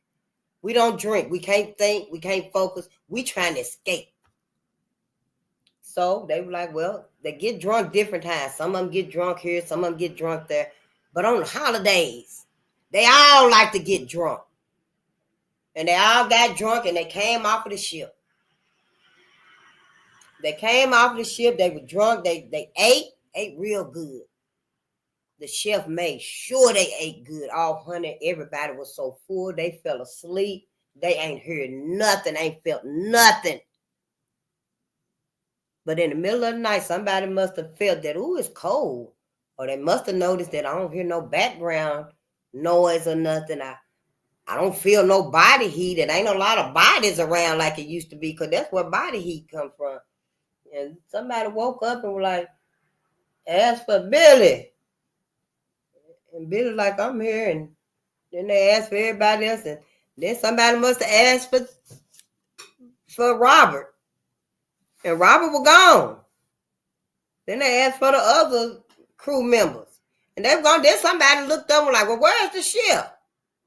Where's the ship? Then they said, well, Captain. And he was back there still sleeping. Then he was like, I'm here. And they were like, oh, hell no. They done stole the ship. And Robert and them had been planning. They stole the ship with everything on it. All honey, they was on the river. They was heading to the Union Army. Yes, honey, they was safe, secure. Didn't nobody die. Didn't nobody get wounded or hurt. Because, see, they planned and they plotted the perfect time to do it. They had to wait. Like we read and stuff, we discussed. Some of our ancestors had to wait from Christmas to Christmas again. Some of them couldn't wait. Some were like, no, I'm taking that first. Next full moon, I'm gone. Next full moon, I'm gone. The next visitor to this plantation, I'm sneaking out with the pigs.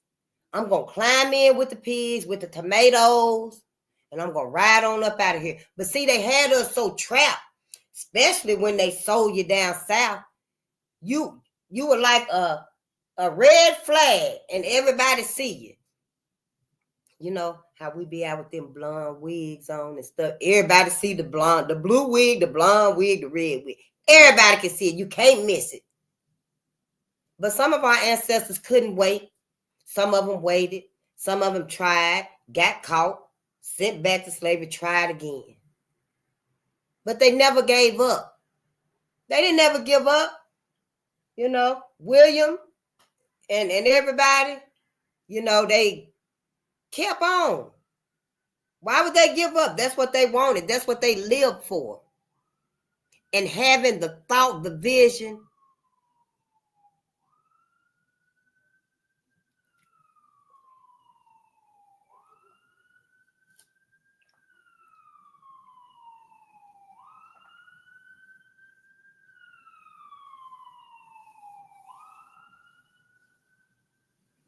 And having the vision about us, that they don't want us to go through all of that. That was motivation for them to keep trying, keep trying, keep trying. Don't let nothing stop us from trying. We got to save the future generations from this. Oh, they was talking to each other. The ancestors talked to each other before they were slaughtered, before they were killed, before they were murdered, lynched, burned. They knew when the newspapers put out such and such was raped, assaulted, we're looking for a Negro going to be a lynching in 5 days. Before they even got that far, soon as black people heard that a white woman was harmed, they already knew. Oh, shit. They already knew. And it just so happened some of them was out. And they didn't know. They were traveling, just returning home, going home from work, coming back to town, visiting, minding their own business. And the word had went out and stuff, but they didn't catch it. They didn't catch it. They didn't know that it was finna happen. What white folks do, just go get them, slaughter them. Innocent people. Just out the blue, innocent people. It's a mindset, Black America. It's a lifestyle that's not ours. We must break it. We ain't got no choice but to break it. We can't stay in none of it. We can't stay in the medical mindset. That's why the medical European mindset. We need our own doctors, our own hospitals. We can't stay in even with the music, with the entertainment. The music that make us feel so good, singing, heals our body. Singing heals our body. We can't even stay in that with white America. They done fucked that up. Food, we can't even cook, eat together, be full together, flourish together. We got to get out of everything with white America. Education. You never should have went to school with their asses. We can't do nothing with them. Where the trust? Where's the love? What we gonna do with them? I'll look over there and see them in home economic, sewing them fabrics together, making a damn Ku Klux Klan outfit for somebody. It ain't our fault. We just got to wake up and see it for what it is. The writing is on the wall. They done showed us, told us, ran over us. They done so much to prove that it ain't no sincerity. And the white America that is sincere and that do feel like, they were wrong.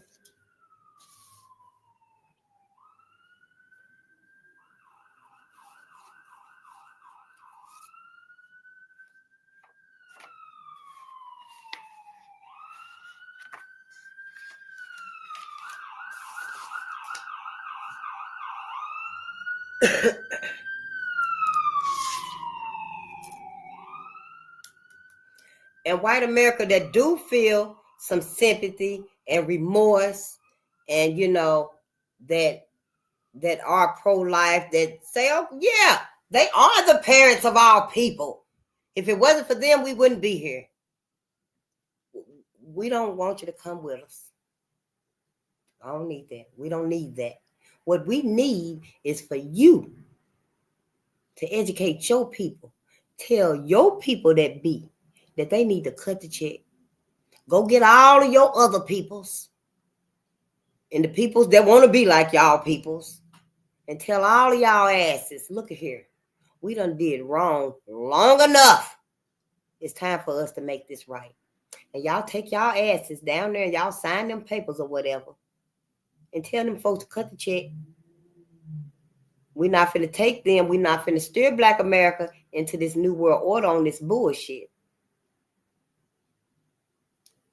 What they're saying? What's understood don't need to be explained. Once you say that right there, what do you mean? Bullshit. You got to start showing. You got to start earning our trust if we even want to give it to you. I know it is. Some Black people are Christian people, so forgiving and stuff. We forgive them.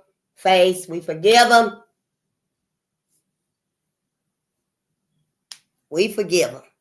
We love them. We accept them back. And we're all one. Well, that's what you feel, so you go right on over there and do it. You go right on over there with them because ain't nobody coming back. Harriet ain't coming over there to get you. Robert Smalls ain't coming over there to get you. Oh yeah, well Robert Smalls, y'all, they was on the ship going to the Union Army. The white folks done woke up looking for the ship, looking for the crew and stuff. And honey, they was on the ship going across the river. White folks was on the horses. Honey, some of them done ran out, got on the horses. They had got on a little ferry boat. They were behind them, honey. They were shooting. So they going across the river and stuff. Then they look over there. They see white folks galloping on horses, got guns, pow, pow, pow, shooting at the ship. They couldn't get away from them. So if y'all, Black America, if that's what you want to do, if that's where you want to be, then go right on ahead. You go right on ahead. Because it's out of our hands now. Ain't but one decision to be made. Whose side are you on?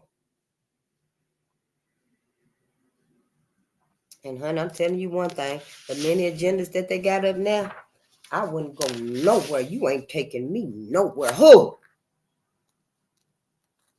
Can't what? But go on if you want to. Go on over there if you want to. Yeah. White America is ready for you. And see, they know it's some of us that won't never leave them. They know Black America can't see our life without white America. We can't. We can't see our life without white America. I can. Sure can. Other than work, other than seeing your ass when I'm at the gas pump, at the grocery store, or something like that, that ain't in my life. Yeah, we got some neighbors everywhere and stuff, and that's fine. Because hell, even the cat see the dog. The cat see the dog. We see the lion see the deer every day. And the deer make sure his ass don't get up on him. You can see me, but you ain't finna see me long. The deer take his ass, he get gone, don't he? So yeah, we all here together. Shit, it ain't like you can put a divider on the earth. A natural divider from the cosmos. I ain't talking about white folks say color line. Whites and color. I ain't doing that shit. I'm not talking about like that.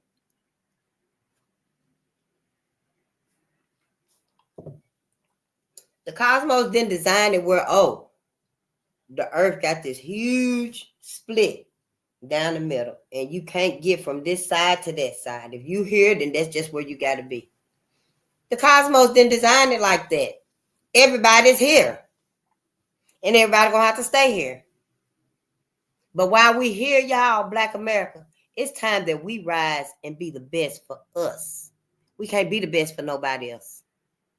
Sure can't. We can't be the best for nobody else. Hell, they already out dancing you with your own dances. Out singing you with your own songs. Yeah, everybody already, hell, they hair nappier than yours. I seen it. I went and looked at the video that the sister was talking about. And the Asian man, Chinese man, or whatever, went in the barbershop with his regular hair. Honey, when that man was done with his hair was nappier than mine. Do you hear me? So yeah, it's a competition now. Everybody want to duplicate you. Black America, but you can't be duplicated. The parent can't be duplicated. The cosmos did it. It's out of our control. We didn't do this. We didn't make us great. They did. The cosmos made us great. We didn't make us great. And it's so wonderful. It's awesome. We need. We don't need nothing else. We don't even need nothing else. Ain't nothing really entertaining. Ain't nothing really interesting. Once you get out of the distractions and the white mindset, you won't ever want to go back. I promise you. Honey, you be like, damn, I can't wait till this MSNBC go off so hell I can turn it. I can't wait till the Bloomberg go off or whatever you looking at. Something that's going to teach you a little something, because white folks do talk to white folks. I might go look at a news channel, like maybe Democracy Now! If I'm listening to something and that come up, I'll let her play, because white folks do talk to white folks. That channel right there is mostly, letting us know what's going on and stuff, but yeah, but I digress. Yeah, I digress. But yeah, let's read, because how it be. Right? Okay. And we are reading African Americans, their impact on U.S. history. Yes, the most wonderful people this world has ever seen. Ain't nobody never seen nothing like Black America, like Black people. Black America, y'all survived all that shit, and y'all still, whoop. Some people blot out the masses so much they ignore the black molasses because they slow. They ain't going nowhere. They ain't seeing nothing. They moving slow. They okay with it. The black molasses is almost at a standstill. And the rest of the world, to me, it seems like they don't even see them. They are like invisible. And maybe that's why society in the world like, y'all so damn strong. Y'all have handled all of this. And look at you. But see, ain't nobody looking at our masses. The reason why we are going so strong is because of them. See, this is my strength. They my strength. This is who I call on. I know. We called on Jesus and he came through, paid that light bill, got this surgery for us, helped us out. But to me, for me, in my opinion, my ancestors came through. That was them that came through. Because the first thing in your mind ought to be, I done called on this white man with this blonde hair and blue eyes, because I highly doubt anybody got Black Jesus. Now, I don't know where y'all at, what education you done had, but if this ain't for you, then don't holler out like your ass been hit, because it ain't hitting you. You ain't bothered, you ain't hurt, you ain't hot. You know it. But you know who is. So let's not play, okay? Let's not distract from who needs to get this message. Because see, all this subtle perpetrations, it ain't doing nothing but helping white supremacy and racism. It ain't doing nothing but stagnating Black America. And that's not why we're here. We ain't even got time for it. Hold on, let's read, honey. We at the end now anyway. Black organizations. When thousands of African Americans left the South to live in northern cities, they left the South to find better jobs. And we do back up some so we can continue on. To find better jobs, better homes, and a better education for their children. Unfortunately, these trips did not turn out as expected. Few Blacks was qualified for good jobs. Their homes was usually run down shanties, like shotgun houses. We had one. I grew up in one. And their children attended overcrowded, run-down schools. Schools usually with just one room in it. One room and one window pane. Raggedy desks, no books, Black Americans needed help, so they turned to two organizations. The National Association for Advancement for Colored People and the National Urban League. Now, I just read the National Association for Colored People. What was that lady name I read about? Mary White Overton.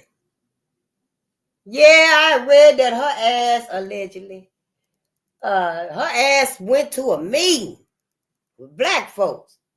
Because I think I was reading about the Niagara movement, which was Booker T. Washington, and I think it was W.E.B. Du Bois or something like that. Hey, I'm just learning too, shit. You know. But anyway, how it come to my mind, it happened was the NAACP. It happened was she went to the meeting. All black people there. She went to me. Might have been some few whites. I don't know then, at that time. Probably was. But she went to the meeting with all the black people there. She was listening to them taking notes. It had been a very bad lynching. They all was bad lynchings. But it had been, I guess the white folks said it was a special lynching. I don't know what happened. But they was talking about it and stuff. And she was taking notes. So when her ass left the meeting, she went with all her notes that she done got, and with her people, white men, they sat down and brainstormed, and they came up with the NAACP. That's how we got the NAACP. Then they come along and asked W.B. Du Bois and Booker T. Washington to be in with the NAACP, and they each was doing their own thing anyway, but something wasn't going as well as it should have. I think W.E.B. Du Bois's wasn't going as well as it should have or it could have or something. And so he ended up doing it, Well, anyway, I just said all that to say that when we need to erect our own systems and our own resources, white folks will jump in there. And they'll do it before we do it. And make it seem like, oh, yeah, we're going to put you at the head and this is your organization to do as you want for your people and stuff. But it's something that they created, they run, the final word is theirs, and they're monitoring it. But that's what we got. That's all we got right now. We got to build. That's it and that's all. We got to build for us. Yeah, it's had its benefits for us. The Urban League, too. They've had their benefits for us. They still got benefit for us. That don't mean we can't build another better, our own. Do it? No, it don't. I know a lot of us don't think like me. So y'all just want to answer that on behalf of us. No, it don't. We can have both. We can have them all. Black America. There is no limit. There is no limit to our greatness. It goes on and on forever, like the 12th of never. Is the power that's in you, Black America. It's so big, so huge. It's so wonderful, just magical. It's like the 12th of never. It'll never run out. But we got to find it. We got to get to it. And we won't get to it if we keep denying our ancestors. We ain't going to get to it. Honey, that damn pillow that white America done gave you, when you talking about put a tuff in it. Honey, put them damn pillows down, shit. Put them pillows down. So in 1910, the National Urban League was founded by a group of Black Americans to find better homes and better jobs. Now, see, I learned about the NAACP, about that white lady. Now, the Urban League, I hadn't read anything about the Urban League, but it say right here, it was founded by a group of Black Americans. The Urban League was founded by Black people for Black people. The NAACP was founded by white people, like everything else that they founded. I mean, shit, where's the loyalty? Where is the loyalty? Is that why white people find it comfortable and it's so easy to only let the NAACP do so much? Because initially it's theirs. It don't matter who it's for. It's theirs. I'm just saying, think. And so I do.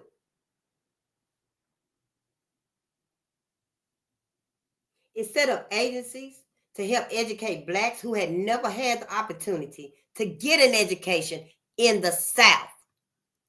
See, the South, all of the South, knew that you ain't getting no education here.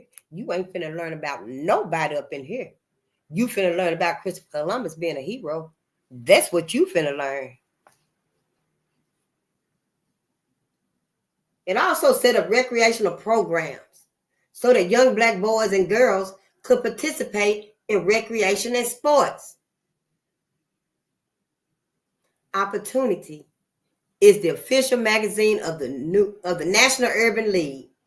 They got a newspaper, a magazine called Opportunity. I know Farrakhan's the Nation of Islam, their magazine, their newspaper is called The Final Call, and we will be reading it.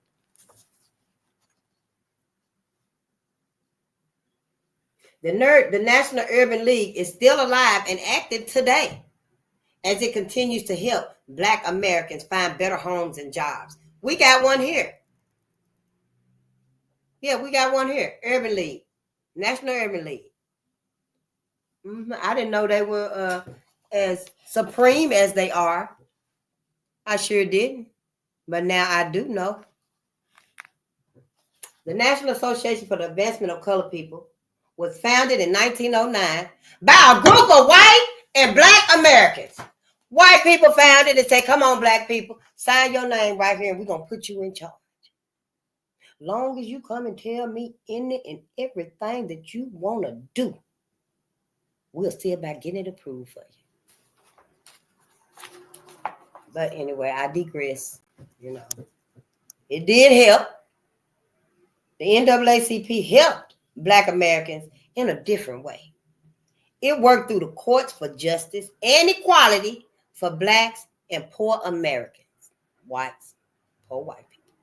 The NAACP believed that Black Americans should have equal opportunities in education, jobs, and politics. The NAACP publishes a magazine called The Crisis. Oh, that's what I thought W.E.B. Du Bois was with The Crisis, and I believe it was. But see, we learning. We just learning. By repetition, we'll be able to remember and to think more fluently, I mean, it's a lot. It's a lot, Black America. I know. You ain't got to tell me. I know I'm sleeping now. And I don't even take naps. Over the years, the NAACP has fought and won many important cases in the courts to help Black Americans gain their rights. Today, the NAACP is still the leading civil rights organization as it continues to fight against injustice and equality among Black Americans and other minorities. And then you see at the bottom right here, it's got all those little, prompts right there, like, the bold tax must go. We demand enforcement. Make democracy work. Give us jobs. 13 million Negroes demand equality. Let Negroes serve democracy now. America must stop lawless lynching. No color line on the assembly line. Oh, what's this? Oh, let's read this here. Freedom groups. For many years, African Americans have used groups. For many years, African Americans have used the group approach to help in their struggle for equality and justice. The first of these groups was the National Association for Advancement for Colored People and the National Urban League. These two groups were active during the World War I era and the years thereafter. In the years that followed, though, Black Americans formed other groups and organizations. Listed below is information about these organizations. Number 1, in 1909 was the National Advancement for Colored People. 1910 was the Urban League. 1915 was the Association for the Study of Afro-American Life and History. And the abbreviated name is ASALH. Asalh, Asalh. And the organizer was Carter G. Woodson. Carter G. Woodson. The next one was in 1942, Congress of Racial Equality, CORE. That's the abbreviation, CORE, CORE. Don't we got a CORE now? But I think it's different. We're going to find out. And it was founded and created by James Farmer, a black man. Because they say the rest of them, black Americans formed them. So the rest of these we can assume, yes, we know, we accept, we acknowledge that black Americans formed them.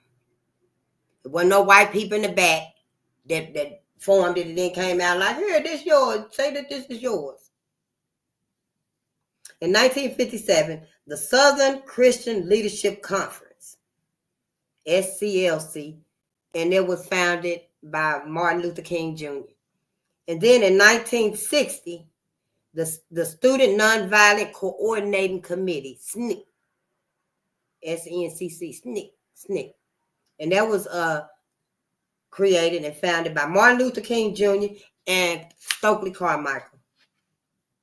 Oh, look, the crisis, 15 cents a copy, June 1920, and only $1.50 a year for one of our newspapers, the crisis.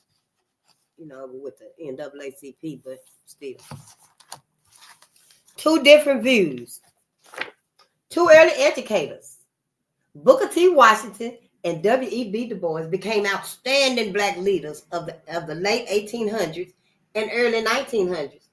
Both men wanted full equality for black Americans, but each proposed a different way to approach that goal.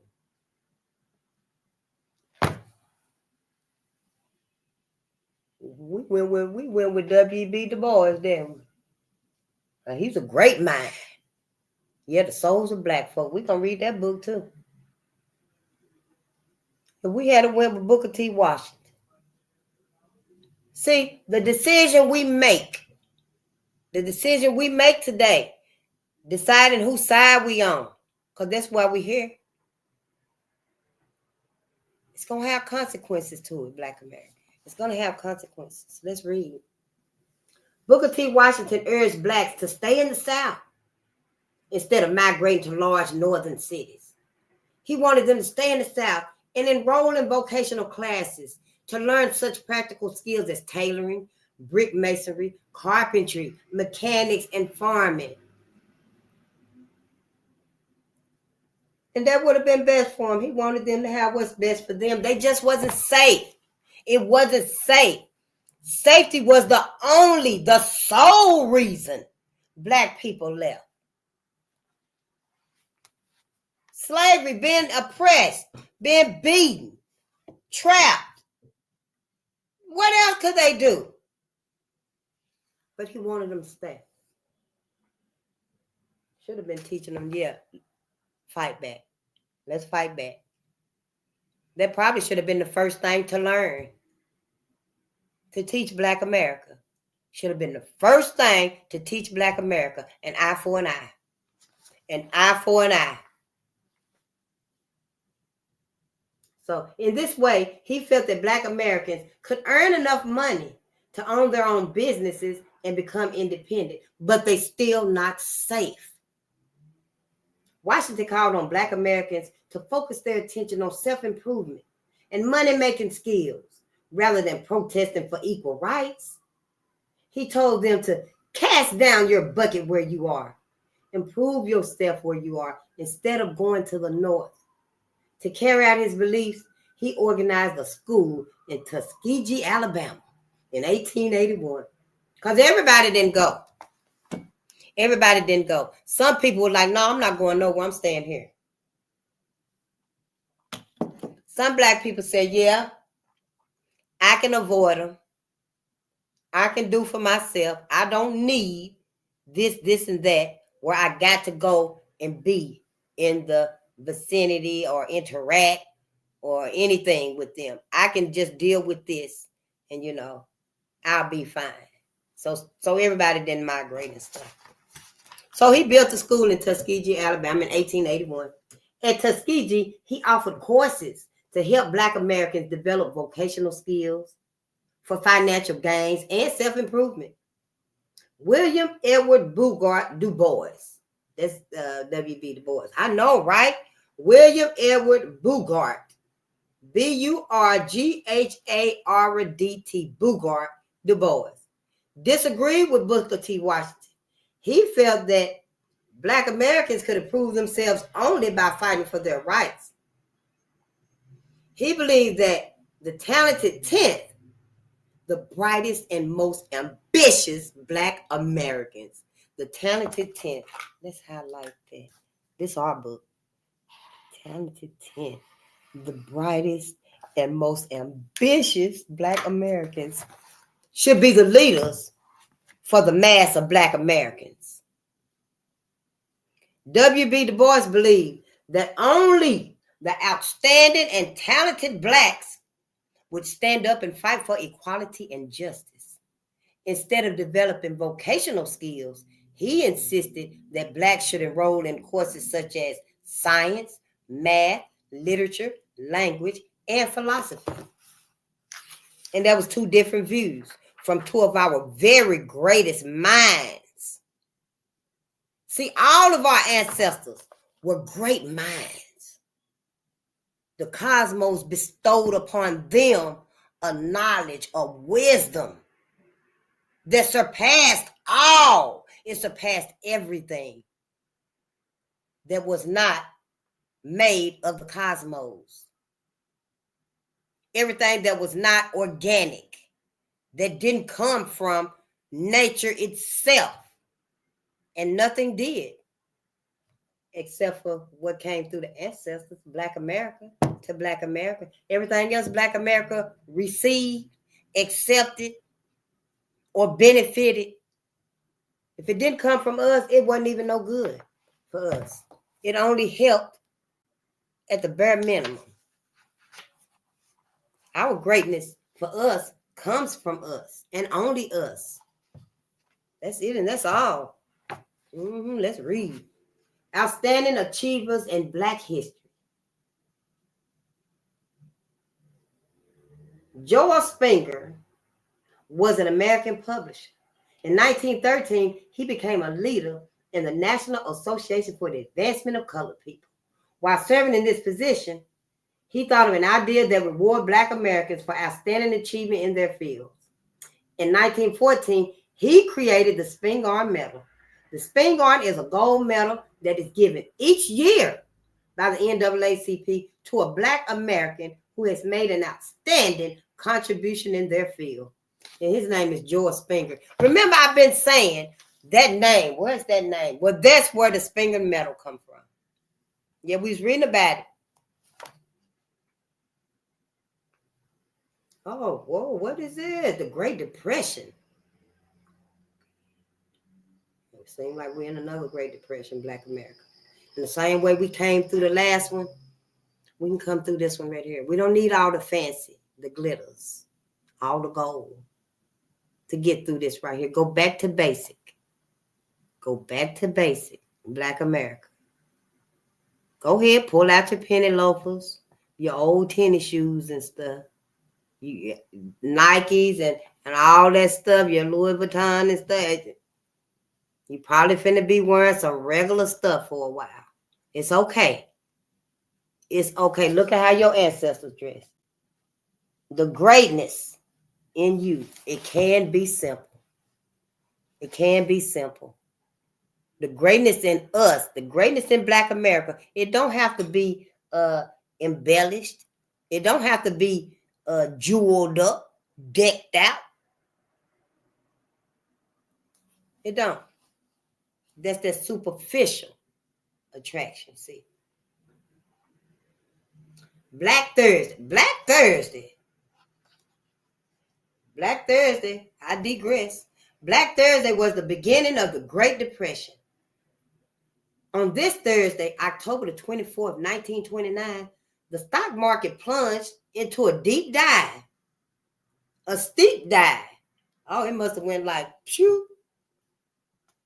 Within 3 weeks, $30 billion had been lost by investors.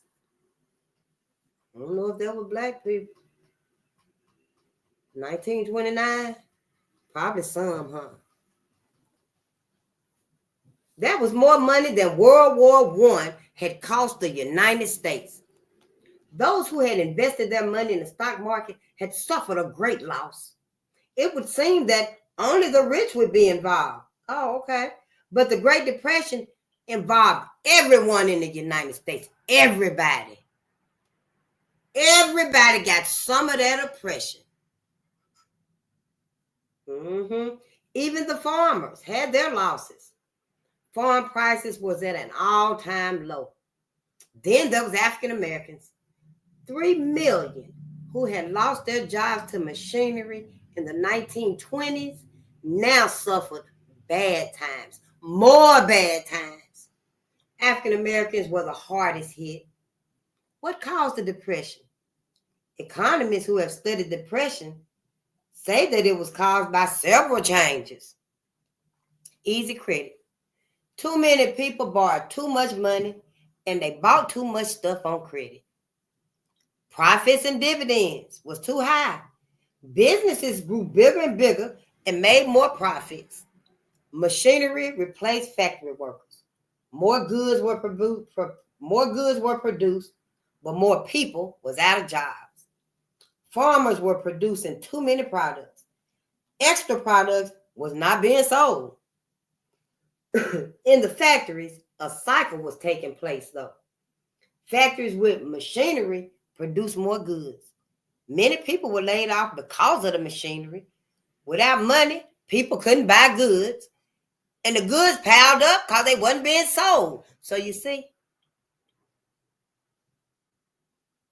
President Herbert Hoover was greatly concerned about the millions of workers who was out of jobs. And every 6 out of 10 African Americans was unemployed.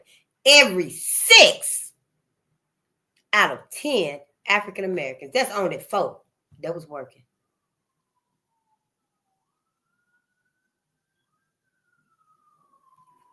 That's only 4.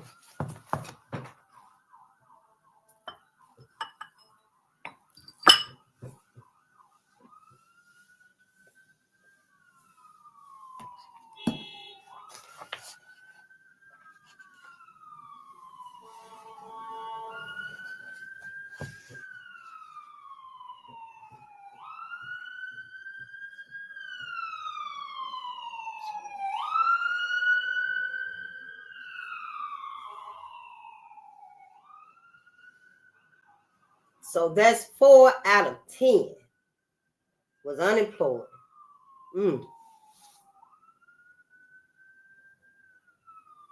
Wow. What just left? Sound like another one coming.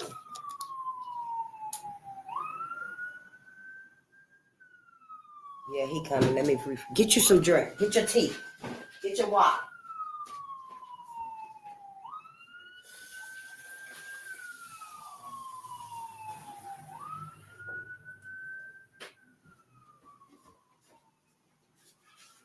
Yeah, we're going to be wrapping this up soon, everyone.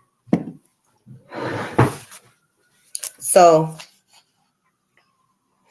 every out of 6 out of 10 African Americans, 6 was unemployed. Only 4 was working.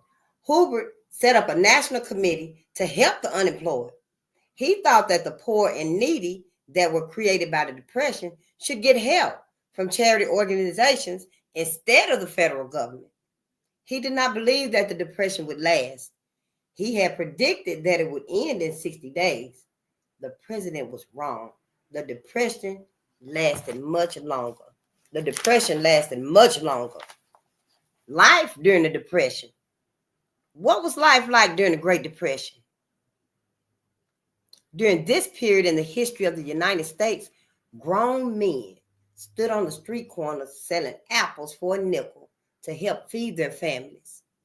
Bread lines and soup kitchens were set up to feed hungry Americans who couldn't afford to buy food.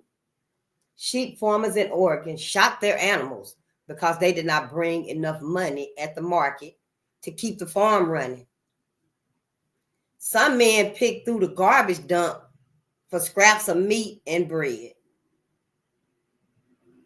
Small communities called Hoovervilles, Hoovervilles, Hoovervilles were built of boxes. Small communities called Hoovervilles were built of boxes, cans, and tar paper on empty city lots by people who were put out of their apartments because they had no money to pay for rent. Farmers let their crops rot in the field because they did not bring in enough money at the market to pay for gathering them. Children stayed home from school because their parents could not afford to buy clothes for them. So can you imagine how it was? The angst that people were going through, the hopelessness that folks was experiencing. You know, can you even imagine? However, Black people was already going through this. Black people was already not having enough to eat and not having no education. Black people already knew what it was like to have no money. I mean, the farmers, you couldn't take your crops, get your community. Hey, you need some of these greens, take some of these carrots. Hey, you got that machine. What can we do with this tobacco? Because see, Black folks didn't need to be the saviors during then. Because Black folks didn't have it, we ain't got it. That's what I think, but let's read. So, small communities called Hoovervilles were built out of boxes, cans, and tar paper on empty city lots by people who were put out of their apartments because they didn't have money to pay rent. Farmers let their crops rot in the field because they didn't bring in enough money at the market to pay for gathering them. Children stayed home from school because their parents couldn't afford to buy clothes for them. Black kids running around barefoot. In a bag, them old cloth bags that they put the potatoes in. And you know, when you cut it open, it starts shredding and stuff. That was the dress that Black kids wore. On the streets of New York, old men shine shoes for a nickel. I mean, that's how it used to be. That's how it was. And you still gonna take your ass to school, to the field, or whatever with no shoes on and do your daily chores. On the streets of New York, old men shine shoes for a nickel. Others sold shoestrings, neckties, and newspapers. In other large cities like Chicago, people slept on park benches in the city parks. Young boys in large numbers, they slept in freight train cars and traveled across the country just looking for jobs, just trying to find some work. Boys and girls between the ages of 16 and 21 died of diseases, hunger, and exposure as they hitchhiked across the country looking for jobs to help support themselves and their family. Small children suffered from deficiency diseases such as rickets and pellagra because they couldn't get healthy foods with proper vitamins. Some Chicago teachers fed over 10,000 hungry school children on their already skimpy salaries. They wasn't even getting paid much, but they used it to feed the kids that was coming to school, to their classrooms and stuff. And then with the Chicago teachers. Those were the Chicago teachers. The times were so bad that some people didn't even want to live.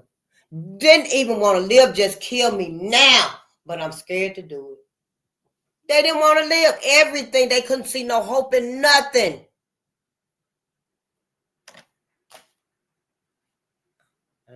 In my opinion, I can't say that there was the Black folks that was feeling like that.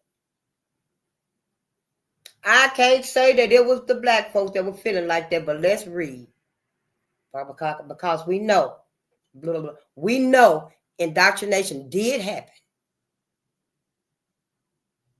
Yeah, but they didn't want to live. A lot of folks didn't want to live. When things got really rough, people began to protest.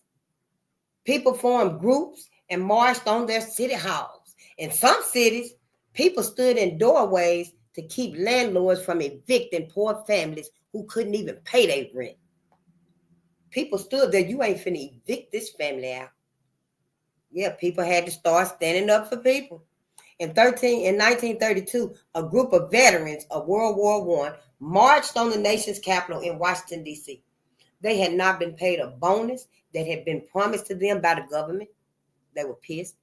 A bill had been passed to give veterans the bonus pay.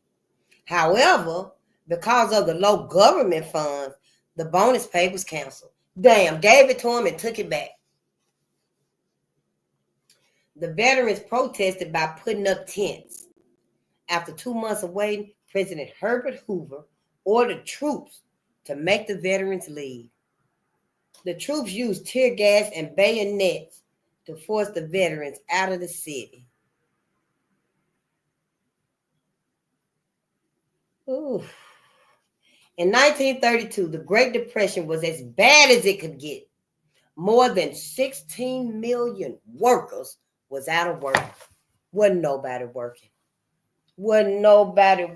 Couldn't think of a job. As the Great Depression swept the nation, millions of Black Americans suffered the most.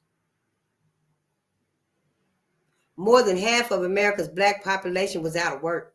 Those who were working was not getting the full salary for their work. Black Americans in the South were even worse off than those in the northern cities, I can imagine. The South was the poorest part of the country. It was at the bottom of every area.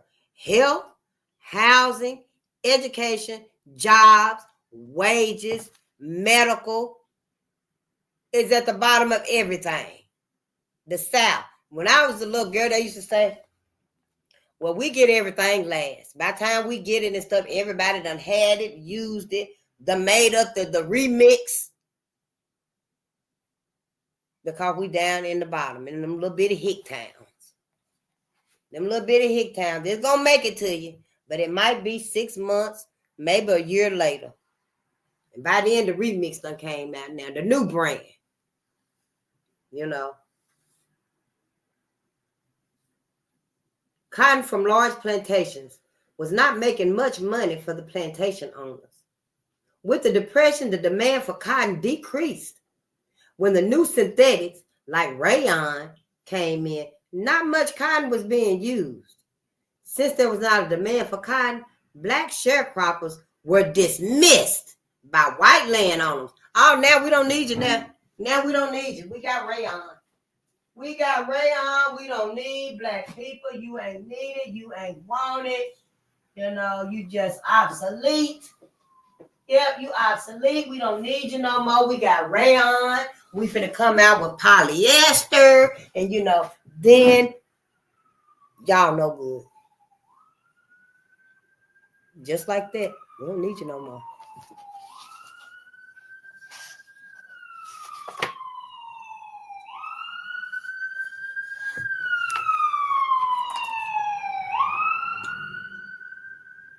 Oh, yep. So, since there was not a demand for cotton, Black sharecroppers was dismissed by white landowners. Some government help was given to white Americans, but Black Americans in the South was left to starve or move north. They knew that they could not get jobs, but they could get government help in the northern cities. They had no choice. So many of them packed up their few belongings and began to trip north. Because even though up north, they knew, you know, we can't work. We probably won't be able to find no job, but we know we'll be able to get some government assistance. You know, maybe once a month we can get something, you know, or once every few weeks we could get something. But then even that, with that right there, the elements is different. The weather is different. You know, the whole environment is different. The navigating through the system is different. School, what little work there may be, you know, or whatever type of school it is, you know, for education for the kids and stuff, everything is totally different. Winters are so different up north, you don't even know if you will survive physically the winters up north. But, you know, Black people had to move there to try to be able to eat, to get something so we could eat and feed ourselves and feed our babies. It's like being between the rock and the hard place.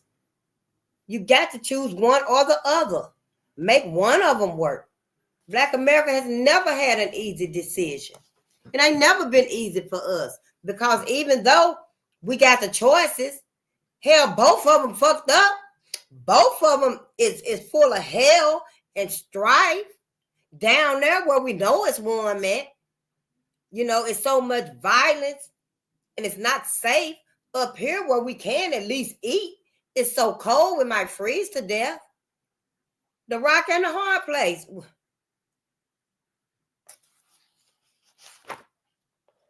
Ooh, a New Deal. This was 1933. When Franklin D. Roosevelt became president on March the 4th, 1933, all Americans looked to him for a recovery from the Great Depression. The new president let the people know that he would help them. He did. At first, he called experts from many fields to help him make the best decisions. Professors, lawyers, economists, and others gave the president new ideas to help solve old problems. The term, it's the deal. The term New Deal. That's it. That's what it's called. The term New Deal was first used by Roosevelt when he accepted the Democratic presidential nomination in 1932. Now that's the New Deal. In his acceptance speech to the American people, he said, I pledge myself to a new deal for the American people. His New Deal program was designed to pull the United States up out of the Great Depression. During his term as president, Franklin Delano Roosevelt worked with the Congress to pass a series of laws to provide relief for the needy. Many changes were made in banking, business, agriculture, and industries. A total of 21 agencies were set up to regulate these changes. Oh, yeah, it was set up to regulate these changes. Because, see, change must happen. Oh, what is this right here? Leading New Deal agencies. Oh, in 1933, the leading agency was the Agricultural Adjustment Administration, AAA. And its purpose was to increase farm income. In 1933, another leading agency was Civilian Conservation Corps, CCC.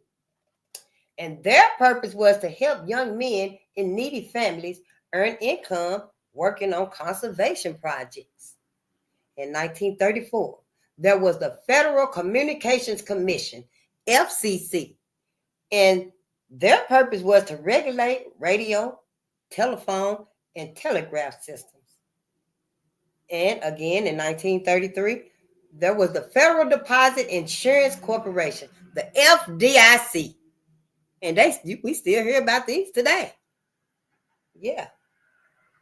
And they were to insure bank deposits. And then in 1934, it was the Federal Housing Administration, the FHA. You know the FHA. And they was here to insure loan companies against loss on home mortgage loans. Then there was in 1933, the Public Works Administration, the PWA. See, all of these were leading agencies of the New Deal that was finna drag America, pull America up out of the setbacks from the Great Depression. And the PWA was here to create jobs through the building of schools and courthouses and bridges and dams and levees. You know, that was the PWA. The Public Works Administration, still out there now. Public Works, cleaning the streets and building the roads and fixing the roads and, you know, doing what they do and stuff for our highways and stuff, you know. And then in 1935, there was the Rural Electrification Administration, the REA. Their purpose was to provide electricity to farmhouses. Because, you know, you see the farmhouses and stuff, and they be sitting way back on their land and be dark as hell. One light in the winter. But yeah, that's what they were doing. But, you know, it conserved electricity too, didn't it? And you know how you stayed warm? Other than them big pot-belly stoves and boiling water and stuff, put your bed in the corner. Because the heat is concentrated in the corner. Somebody told me that. In 1935, there was the Social Security Board, SSB, and their purpose was to provide benefits for the aged, the needy, the blind, and disabled people. And then in 1933, there was the Tennessee Valley Authority, the TVA. Yep, Tennessee Valley Authority. And their purpose was to build dams on the Tennessee River to control floods and produce electricity. In 1935, there was the Works Progress Administration. This here was the WPA, and they were here to provide work for the needy persons on public work projects, as well as create jobs for artists, writers, actors, musicians, you know, people in like the entertainment, you know, industries, I guess, or literature, art, you know, creating, people that create stuff like that. So, you know, those were all of some of them. There wasn't all of them, I don't think. Let me go back. I don't think that was all of. It said it was 21. That wasn't 21. It said it was 21 leading agencies. Well, there was quite a few. And you can look the rest of them up if you want to. And then I was thinking, y'all, when I got up a few moments ago, the New Deal, is this the same man? Because it sure looked like his ass. I don't mean to be disrespectful, but don't that look like him? Look. Because we're going to have to read. Don't that look like him? Talking about the New Deal? Confirmation.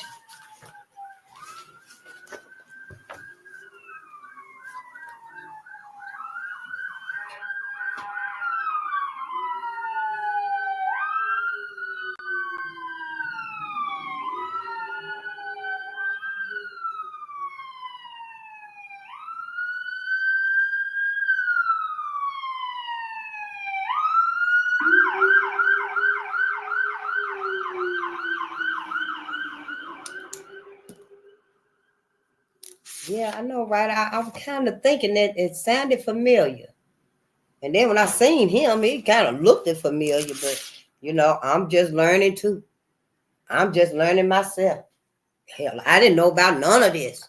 I sure didn't. And then the Cold War, I just seen them. And the ancestors must say, hey, get them for your library. Get them, face. Because I got them. Okay. Black FDR appointees.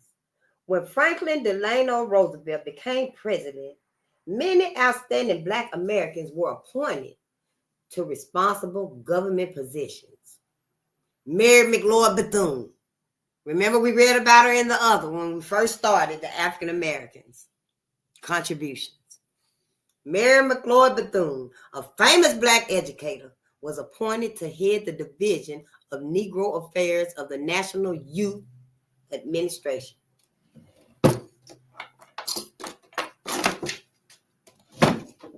I ordered this little thing that clean your ears out, so you don't have to use Q-tips no more. I've been trying not to use Q-tips, and I don't even have any, but it is itching. Yeah, you know, but it is what it is. William Hastie, Hastie, became governor of the Virgin Islands. Robert Weaver, an outstanding authority on housing. He was administrator of the Federal Housing and Home Finance Agency. See, Black people began to take responsible government positions, and these are the positions. Mary McLeod Bethune was appointed head of the Division of Negro Affairs of the National Youth Administration. She was a teacher. She loved to teach. I think Mary McLeod Bethune started her school with $1.50. With $1.50, she went north. And she had to work, to get things going. But honey, she only had $1.50. And she started working and was able to save up. And she was one of the greatest teachers, y'all. Yeah, it's in one of the prior videos and stuff. I think that was the ABC. It was in one of those other ones. And then William Hastie became governor of the Virgin Islands. Robert Weaver, he was an outstanding authority on housing, and he was the administrator of the Federal Housing and Home Finance Agency. We wrapping this up soon. Walter White served as a consultant to the president. His influence with the president helped open many doors for Black Americans during this era. Ralph Bunche, Bunche, he became acting chief of the Division of Dependent Territories. Ralph later won the Nobel Peace Prize in 1950 in mediating the war between the Arabs and Jews in Palestine. Let me read that again.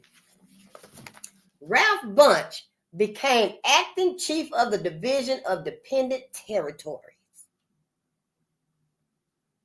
He became acting chief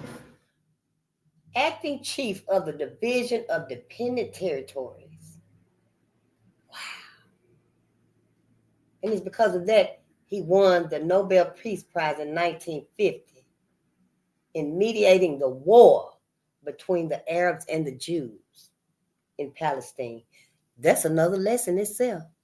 See, all of these right here are lessons so that we can learn about the greatness, Black America. There's nothing that matters more than the greatness. I promise you, I am not lying to you, Black America. If you just give it a chance, if you just give it half a chance, just take a week, take a day. If you find the right media, the right Black media, take one day, but take a week and just give yourself a chance to learn about your ancestors. All that they've endured, all that they've accomplished, all that they've contributed. Learn about all that they left in you. All of this is in you, Black America. It ain't in nobody else. Everybody else can duplicate Black people all they want. The ancestors didn't leave this greatness in them. Frederick Douglass ain't left that greatness in them. Harriet Tubman, Robert Purvis. They ain't left that greatness in nobody but Black people. Let's read. Lester Walton was another Black American who became a high official during the Roosevelt administration. He was appointed Minister of Liberia. Robert Clifton Weaver served in the Department of the Interior. Maybe the White House to sound like something. Ira Reid served on the Social Security Board.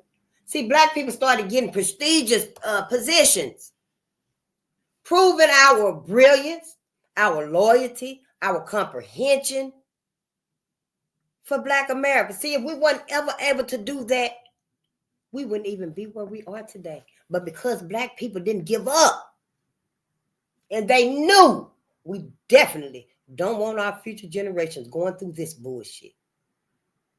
So they knew if we just get there, because they knew what they had inside them. They knew the power, the greatness they had inside of them. It ain't no doubt in my mind, they didn't know how great they were. And if they could just get to the place I'm supposed to be at, they were going to dominate it. For Black people, they were going to lead the way. For Black people, they were going to pave the way. And they did. Eugene K. Jones served in the Department of Commerce. Lawrence W. Oxley served in the Department of Labor. Ambrose Caliver served in the Office of Education. Edgar Brown served in the Civilian Conservation Corps. And Frank Horn served in the Housing Development. Robert Vann, V-A-N-N, served in the Justice Department. Together, the blacks serving in high government capacities were called the Black Cabinet. The Black Cabinet, baby. We're going to have to, let's highlight that. There are lessons and lessons. All of this love we got to learn. The Black Cabinet performed their jobs well. Honey, they performed their jobs well. Didn't nobody need to stand over their shoulders and remind them, well, remember this and remember that. No, they knew it by heart. They knew everything. Photographic memories. They pushed for economic and political equality for Black Americans. For Black Americans. Black Americans were serving in other government positions as well. In 1933, over 50,000 Black Americans, over 50,000 Black Americans, honey, was on the federal payroll. By 1938, there were well over 82,000 Black government workers in prestigious positions, working. Black Americans also made gains in politics during the FDR administration. At first, most Black Americans voted Republican.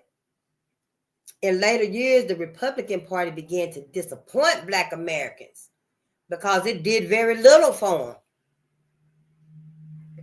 It stopped doing for us. Why? Why? Because you thought we didn't have nothing else? You thought, we ain't got to do so much for them. What they going to do? Go to the Democrats, who was doing nothing. Then at the same time, I guess the Democrats started doing a little bit more. Because I've been wondering to myself, how the hell did we end up Democrats when we was Republican? Because you know what I think? We should have crashed that whole motherfucking bird. Let's read. Blacks began to vote Democratic. In 1934, Archer Mitchell, a Black Democrat, was elected to Congress from Chicago. He had defeated Oscar D. Priest. Oscar D. Priest. They got it as two words, but it's Oscar D. Priest. I know some D. Priests when I was younger. A Black Republican. Adam Clayton Powell, an outstanding Black minister from New York, switched from the Republican to the Democratic Party. Under the FDR administration, it appeared that the doors of opportunity were now beginning to open for the nation of Black Americans. We were finally finna get our chance, y'all. Well, we finally finna get our chance? Let's see. How New Deal agencies help Black Americans. All them agencies we just read off. It said it was 25 of them. We read like 13. So let's see how it helped us. The New Deal made a big difference in the lives of Black Americans. The New Deal, and we're going to read it. We're going to read it. We're going to read the New Deal. We even got two. If somebody close by me and stuff and you want one, inbox me, message me so I can get it to you. The New Deal provided relief agencies that gave advice on mother and child care, how to raise healthier babies, and better diets. Young Black boys and girls were especially helped by the NYA. This was the National Youth Administration. It gave about 300,000 Black boys and Black girls part-time jobs. They started working. Think of it like the summer school program. Think of it like that, Yeah. Where the youth can work a little bit and earn a little money. Learn how, to manage money, learn how to save, participate, help out with the little bill, buy your own little shoes. Go buy your own penny loafers, your own white girls. You remember them little white shoes we used to wear with nothing on them? You know, and it gave them a chance to, you know, to mature.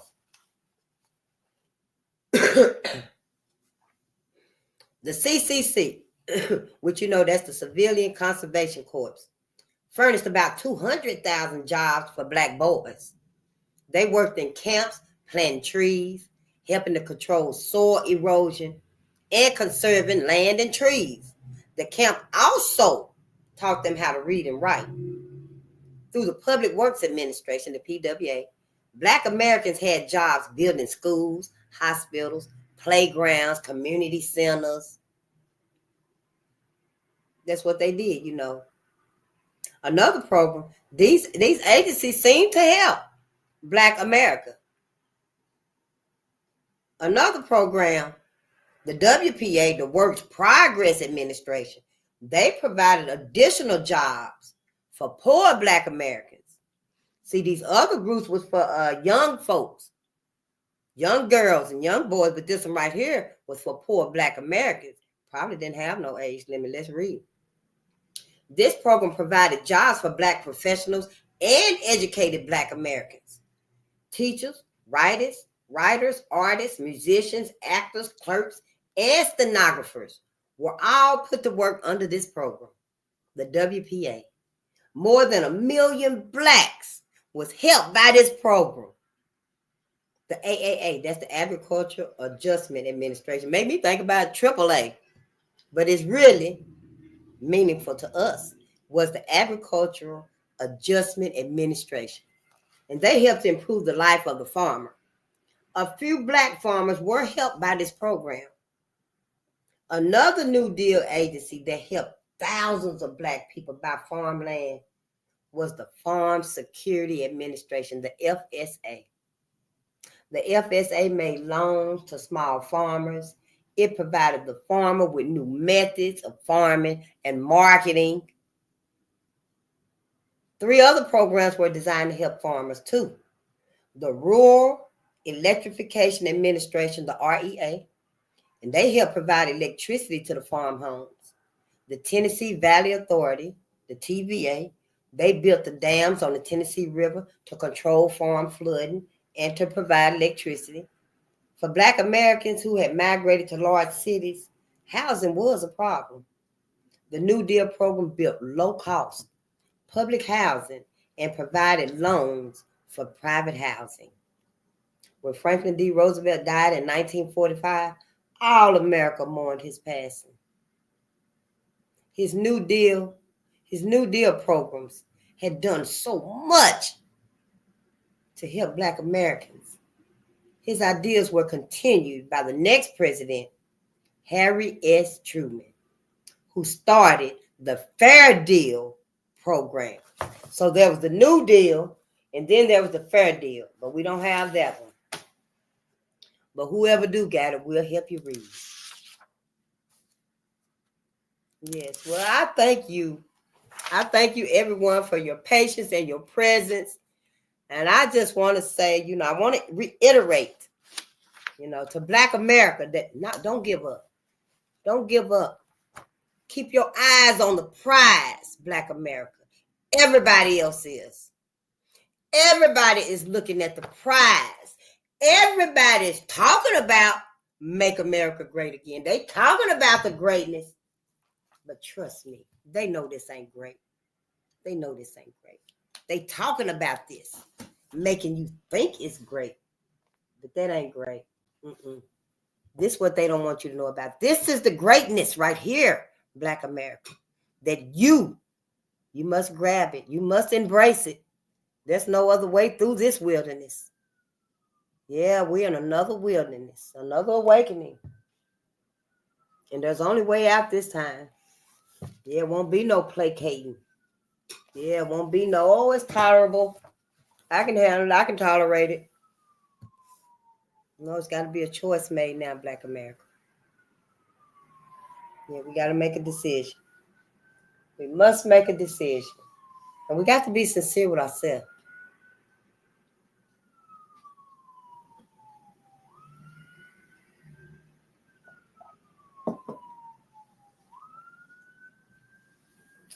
He's down so far. I think we'll just go ahead and we'll wrap this up, and we will see you all tonight, midnight with the ancestors. And have a wonderful day.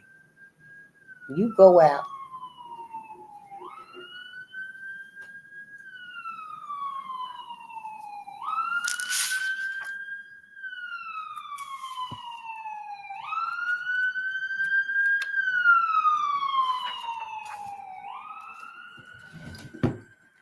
You go out and you have a wonderful day, Black America. You have a wonderful life. You best assured that all the greatness under the sun is yours. You best assured that all the prosperity, all the abundance, all that cosmic energy belongs to you because it's in you. I love you, my people. I love y'all. I love us. I sure do. It ain't nothing and nobody this side of the afterlife can tell me about Black Americans. I know you hurt. I know you hurt because I'm hurt too. I know we indoctrinated because I was indoctrinated too. It's just so much to unlearn. But we got to unlearn it, Black America, because it's only us. Everybody, the whole world is waiting on Black America to wake up. Why Black America, you may ask? Why Black America? Why is everybody waiting on Black America? What make y'all so special? Black America, this makes us so very special. Now, what's said is what's meant. This right here is what makes Black America so very special. This is what makes Black America so superior. To still maintain and to not want an eye for an eye for every eyes that have been put out.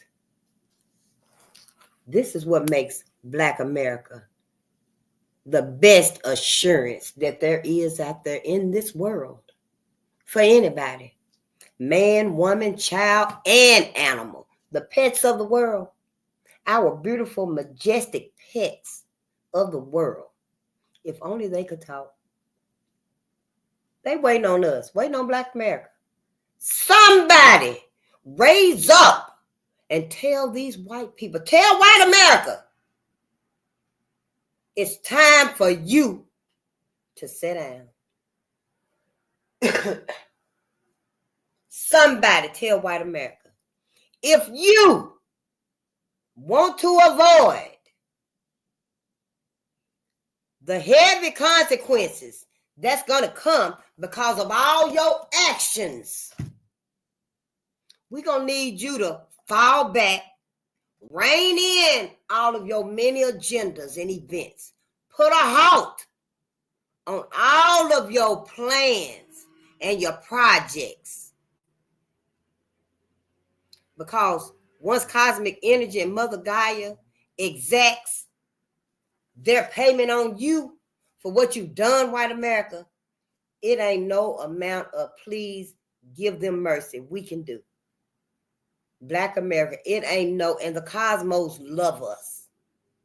The cosmos loves us so much. That's who made us.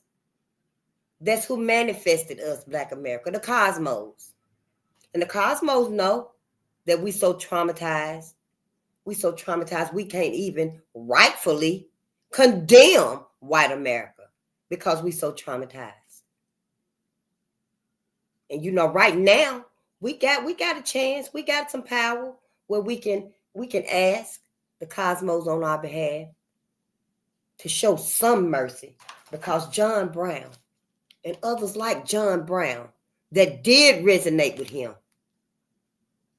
But after it gets to that point of no return, we can't ask for no mercy on y'all behalf. It's going to be what it's going to be. And just like society has let it happen, so will Black America let it happen. So Black America, you keep your head up, keep your eyes on the prize, because everybody else is. And you learn about you. You learn about your ancestors. It's time. It is time. Wherever you're at, if you ain't even got a library now, walk to your library. walk to your library and get you some books. Check them out. If they got free books, get you some free books. Our books. Don't bring your ass home now. Don't bring your ass home with no Harlequin romance. Amelia Bedelia. You know, I'm just saying, Black America, time to change that focus. It's time to change that focus. Keep your eyes on the prize. Everybody else is. Peace and power to the people. We will be seeing you tonight.